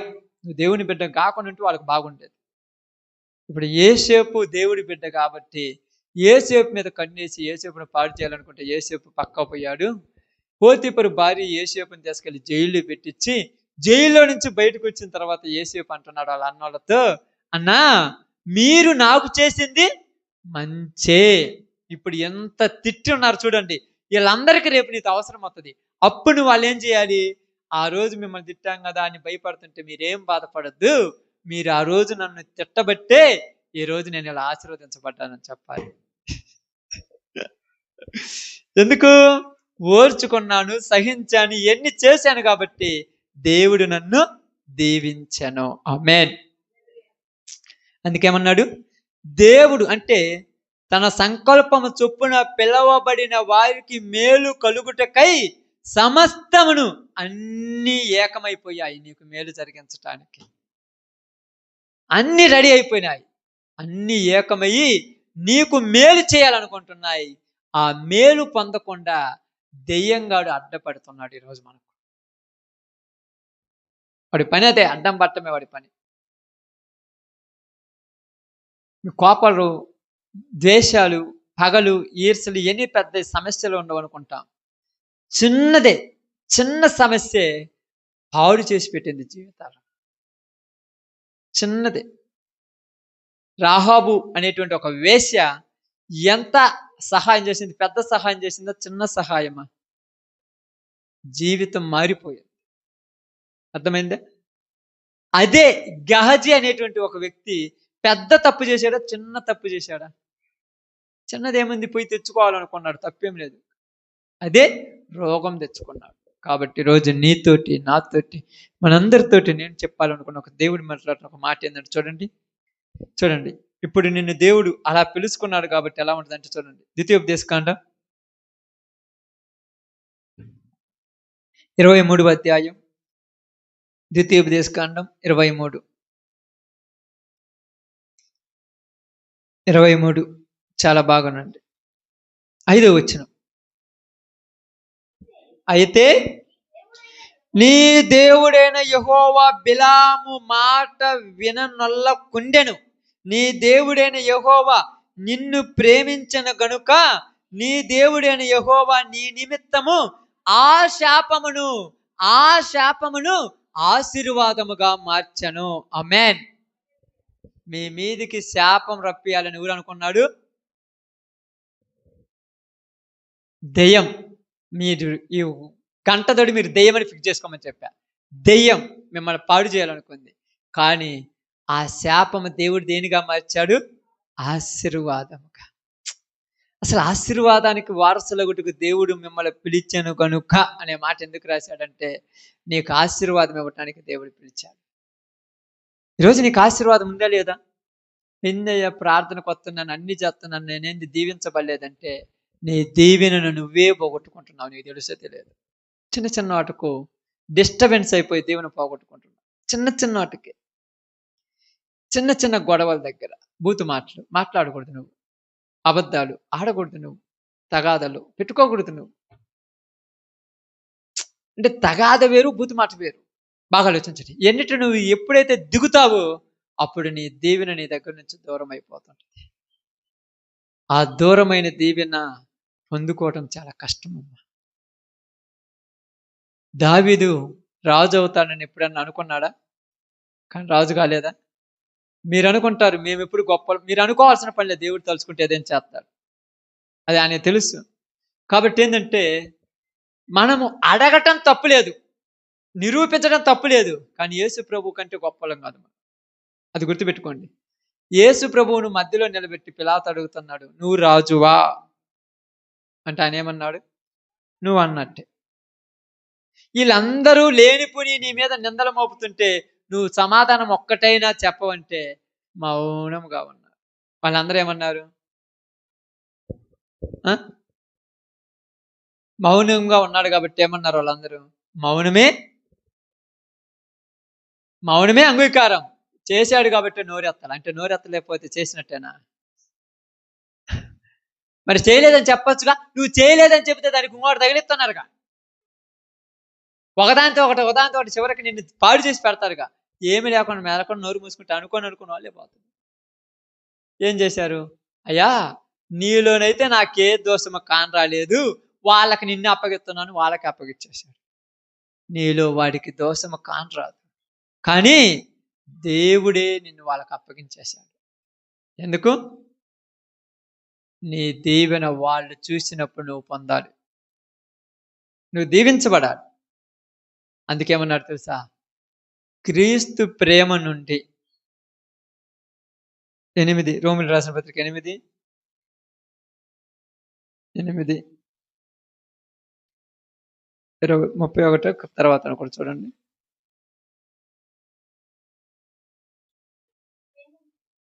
వచ్చినమమ్మ 8:35. క్రీస్తు ప్రేమ నుండి మనములను ఎడబాపు వాడు ఎవడు? శ్రమ అయినను, బాధ అయినను, హింస అయినను, కరువైనను, వస్త్రహీనతైనను, ఉపద్రవమైనను, ఖడ్గమైనను మనమలను ఎడబాపునా. ఇవన్నీ ఎడబాపుతాయి మనల్ని. క్రీస్తు ప్రేమ నుండి హింస, బాధ, సుఖము, దుఃఖము, కష్టాలు, కరువులు ఇవన్నీ వచ్చినా నువ్వు దేవుని విడిచిపెడతావా? విడిచిపెట్టావనుకో నీ దేవుని పోగొట్టుకుంటా. కరువులు వచ్చాయి. కరువు వచ్చిందని దేవుడిని వదిలిపెట్టలా మనం. వదిలిపెట్టేవాళ్ళు నీ జీవితంలో చూసుకో. రేపు పొద్దున్న తినడానికి ఒక్క వారం పనికి పోయి రేపు వచ్చే వారం చూద్దామని రాలా. మీకు అర్థం కాలేదు కరువు అంటే. దేవుడిని వదిలిపెట్టావు, కానీ అందుకే సంపాదించింది ₹1 కూడా నిలబడలే. దేవుడు మొట్టమొదట పరీక్ష పెడతాడు, గెలిచిన తర్వాత ఎక్కడ కూర్చోబెడతాడు? ఆమేన్. ఇప్పుడు చదువుకుంటుంటారు చాలా మంది పిల్లలు. ఎట్లా చదువుకుంటారు తెలుసా? సెల్ ఫోన్తో పని ఉండదు. అందరికి కాదు, కొంతమంది సెల్ ఫోన్తో పని ఉండదు. సినిమాలు పట్టించుకోరు, షికారులు చేయరు, వాళ్ళతో పడుచుకోరు. పొద్దు గూకులు రూమ్లో కూకొని చదువుకుంటారు. ఇప్పుడు వీళ్ళందరూ ఏమంటారంటే, మేము ఎంత ఎంజాయ్ చేస్తుంటే నువ్వేంద్ర కూర్చొని అలాగనే చదువుకుంటున్నా, తిరగొచ్చుగా, అటు రావచ్చు ఇటు రావచ్చుగా. అవి ఏం పట్టించుకోరు, చదువుతుండు. పరీక్ష పెట్టినప్పుడు వీడు పాస్ అయ్యి వెళ్ళి సీట్లో కూకుంటాడు ఏదో ఒక ఉద్యోగంలో. ఇప్పుడు ఈ తిరిగే వాళ్ళు ఎల్లప్పుడూ తిరుగుతూనే ఉంటారు అట్టే కుక్కల్లాగా. వాడు ఆ సీట్లో కూర్చొని అప్పుడు ఆ నుంచి వాళ్ళ మీద పెత్తడం చేస్తుంటాడు. ఆ నుంచి అంటారు. ఇప్పుడు వీడు పోయి, సార్ శాంతంగా పెట్టవా, నిన్నటి దాకా శాతగానోడు అంటూ వాడి దగ్గర సీటు కట్టుకుని పోయింది. వాడు ఓర్చుకున్నది ఆ సీటు కోసం. ఈరోజు నువ్వు ఓర్చుకుండేది ఆ సీటు మీద నువ్వు కూర్చుంటే రేపు వాడు వచ్చి నీ కాలకాన్ని నిలబడతాడు ఎవరైనా. అంతే. ఈరోజు చాలా మంది ఏమంటున్నారు తెలుసా? ప్రపంచం మొత్తం పిల్లలు చదువుకునే పిల్లల దగ్గర పోయి చదువుకోమంటే ఈ రోజులు ఊరు అంటున్నావు. ఈ ఊరు లేక కాదు, ఉద్యోగాలు ఉన్నాయి. వీళ్ళు చదవట్లా, తిరిగి గాలికి తిరిగి పడిపోయారు. వీళ్ళ వల్ల కావు ఉద్యోగాలు సంపాదించే వాళ్ళు ఒకళ్ళు ఉంటారు, ఎక్కడో చేతగానోళ్ళు. ఈయనంటారు దేనికి పనికిరానోడు, వాడిని ఏమంటారు చేతగానోడు, ఏది పట్టించుకోడు, ఎప్పుడు ఇంట్లోనే ఉంటాడంటారు. అన్నీ వాడు ఏదో ఒకరోజు మంచి పొజిషన్లోనికి వస్తాడు. కానీ ఇట్టాటోని కూడా ఏం చేస్తారు వీళ్ళు? అదే కదా వాళ్ళ పని. అంతే కదమ్మా. మీరు మంచిగా ఉంటే మిమ్మల్ని ఏం చేయాలని వాడి పని పాడు చేయాలి. ఎందుకు? వాడు పాడైపోతే ఇంకెవరు ఉంటారు? ఇక్కడ వచ్చేది అదొక్కటే. ఈ ఒక్కదాని వల్లే అక్కడ అంతా ప్రాబ్లమ్స్ వచ్చింది. ఒక్కదాని వల్ల ఏం తెలుసా? అందరూ చెడ్డోళ్ళు అనుకో, ఇంకెవరిని చూపెడతావు నువ్వు? మంచోళ్ళు లేరు కాబట్టి ఇంక అందరు చెడ్డోళ్ళు అలవాటు పడిపోతారు. ఒక్క మంచోళ్ళు ఉంటే ఏం చేస్తాం? వాళ్ళని చూసి నేర్చుకో. అట్ట అంటని వాడిని కూడా జడగొట్టారు ఈరోజు. ఇంక అంటానికి ఊరు లేరుగా. ఊరు అన్నారమ్మా, ఈ ఊరు అందరూ ఏమన్నారు? ఈ ఊరు మంచోడు చూపి ఒక్కడైనా ఈ ఊర్లో మంచోడు నేను చుంటానంటే ఊరు లేరు. అందుకని అందరు చెడిపోయిన వాళ్ళు. కాబట్టి దెయ్యము ఈరోజు నీ దీవెనను నీకు ఇవ్వకుండా చెడగొట్టేసింది. పొందుకుంటావా, పోగొట్టుకుంటావా, నీ ఇష్టం. దేవుడిని నేనేం చేస్తానని చెప్పాను? దేవుణ్ణి ప్రేమించిన వారికి, అనగా తన సంకల్పం చొప్పున పిలవబడిన వారికి మేలు కలుగుటకై సమస్తమును సమకూడి జరుగుతున్నవి.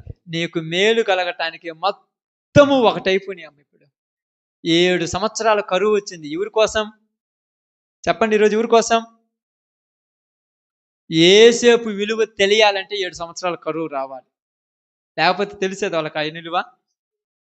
7 సంవత్సరాల కరువు ఎందుకు వచ్చిందంటే ఆ దేశంలో పంట లేకుండా ఉండాలి. యేసేపు పంట దాచిపెట్టాడు. యేసేపు దగ్గరకు వాళ్ళ అన్నోళ్ళు రావాలంటే 7 సంవత్సరాల కరువు రావాలి. నీ విలువ తెలియాలంటే దేవుడు నీ కుటుంబంలో, నీ ప్రాంతంలో కూడా కొన్ని ఇబ్బందులు పెడతారు జనాలు. అప్పుడు నువ్వేమంటావు? ఏందిరా ఎట్టుంది కాలం అంటావు. అంత లేదు, నీ విలువ తెలియజేయటానికే. అప్పుడు యేసేపును ఆశీర్వదించిన దేవుడు నిన్ను నన్ను ఖచ్చితంగా ఆశీర్వదిస్తాడు. ఆశీర్వాదం పొందుకోవాలంటే యేసేపులాగా మనం ఎప్పుడు ఒంటరి వాళ్ళమే. అది గుర్తుపెట్టుకోండి. మరి ఊరు ఒంటరి వాళ్ళమైతే మరి ఎందుకు మనకు ఊరు రారంటే ఎవరు సపోర్ట్ రారు నీకు. నేను చెప్తాను ఇక్కడ ఒక దేవుని సేవకునిగా, నీ ఇంట్లో వాళ్ళు, నీ రక్త సంబంధికులు కూడా నీకు సపోర్ట్ రారు. మరి ఎవరు సపోర్ట్ వస్తారు? దేవుడే. నీకు దేవుడే, ఇంకెవరు లేరు. ఆయన నిన్ను ఉన్నత స్థితిలో నిలబెడతాడు. ఆ నిలబెట్టినప్పుడు అప్పుడు వస్తారు వీళ్ళందరూ మన. కాబట్టి ఈరోజు నీకు నాకు మనందరికీ నేను చెప్పిన ఒక చిన్న మాట ఏంటంటే, దీవెన నీ మీద ఉన్నదిట. దగ్గరకు వచ్చే కొద్దీ నువ్వు దాన్ని పొందుకోవటానికి ఇంకా ఓర్చుకో. లేదు ఒక్కసారి రివర్స్ అయ్యావా మళ్ళీ నీకు పోద్ది దీవెన. అప్పుడప్పుడు అంటది, ఈ మధ్య కొద్దిగా సంతోషంగా ఉన్నానయ్యా అనుకుంటావు, అంతే. కొంచెం కుశాలుగా ఉన్నాను అనుకుంటాం, వెంటనే నీలోనూ నాలోనూ పుట్టింది ఒక పుండు. 4 రోజులు కుదార్థంగా ఉంటే మనలో ఒక పుండు పుట్టి ఎమ్మటే మనమే తిడతాం. ఇన్ని రోజులు ఓర్చుకొని మరి ఏం చేయాలి? ఇప్పుడు 4 రోజుల్లో ఉన్న ఒక్కరోజు ఏమన్నా నచ్చింది, నువ్వేం సాధించగలవు అక్క? మొత్తం తగలబెట్టిపోయి నువ్వు అంతే. ఆ ఒక్క మాటతో నీ దేవుని మొత్తం పోయింది. ఒక్క మాటే దేవుని మొత్తం పోయింది. మళ్ళా యథాస్థితికి ఇంకా ప్రార్థన ఉండదు, జీవితం ఉండదు, దేవుడు ఉండదు, ఏమీ లేదు. ఆ ఒక్క మాట ఎందుకు అన్నామని మళ్ళీ ఇప్పుడు ఎడుతా కూర్చుంటాం. ఆ ఒక్క మాట అనకుండా ఉంటే ఎరుకు దేవుని ఎప్పుడో వచ్చేది నీ దగ్గరికి. ఎన్నిసార్లు పోగొట్టుకున్నావు నువ్వే తెలుసుకో. ఒక్కసారి ఇప్పుడు ప్రార్థన చేసేటప్పుడు గుర్తు తెచ్చుకోండి, మీరు ఎన్నిసార్లు ఓర్చుకొని ఒక్కసారి పోగొట్టుకోరో మీకు తెలుస్తుంది. ఎన్నిసార్లు సహించి ఒక్కసారి ఎదురు తిరిగారో మీకు తెలుసుంటుంది. ఆ తిరిగినప్పుడు నీ దీవెన నీ దగ్గరకు వచ్చిన దేవుని మళ్ళీ పైకి వెళ్ళిపోయింది. ఆ దీవెన పోయిన తర్వాత మళ్ళా దాన్ని పొందుకోవాలంటే చాలా కష్టపడాలి. ఓకే, అందరూ తల వంచండి, ప్రార్థన చేద్దాం. అందరూ ప్రార్థనలోకి పోతాం. స్తోత్రం స్తోత్రం. అందరూ ప్రార్థనలో ఉందాం.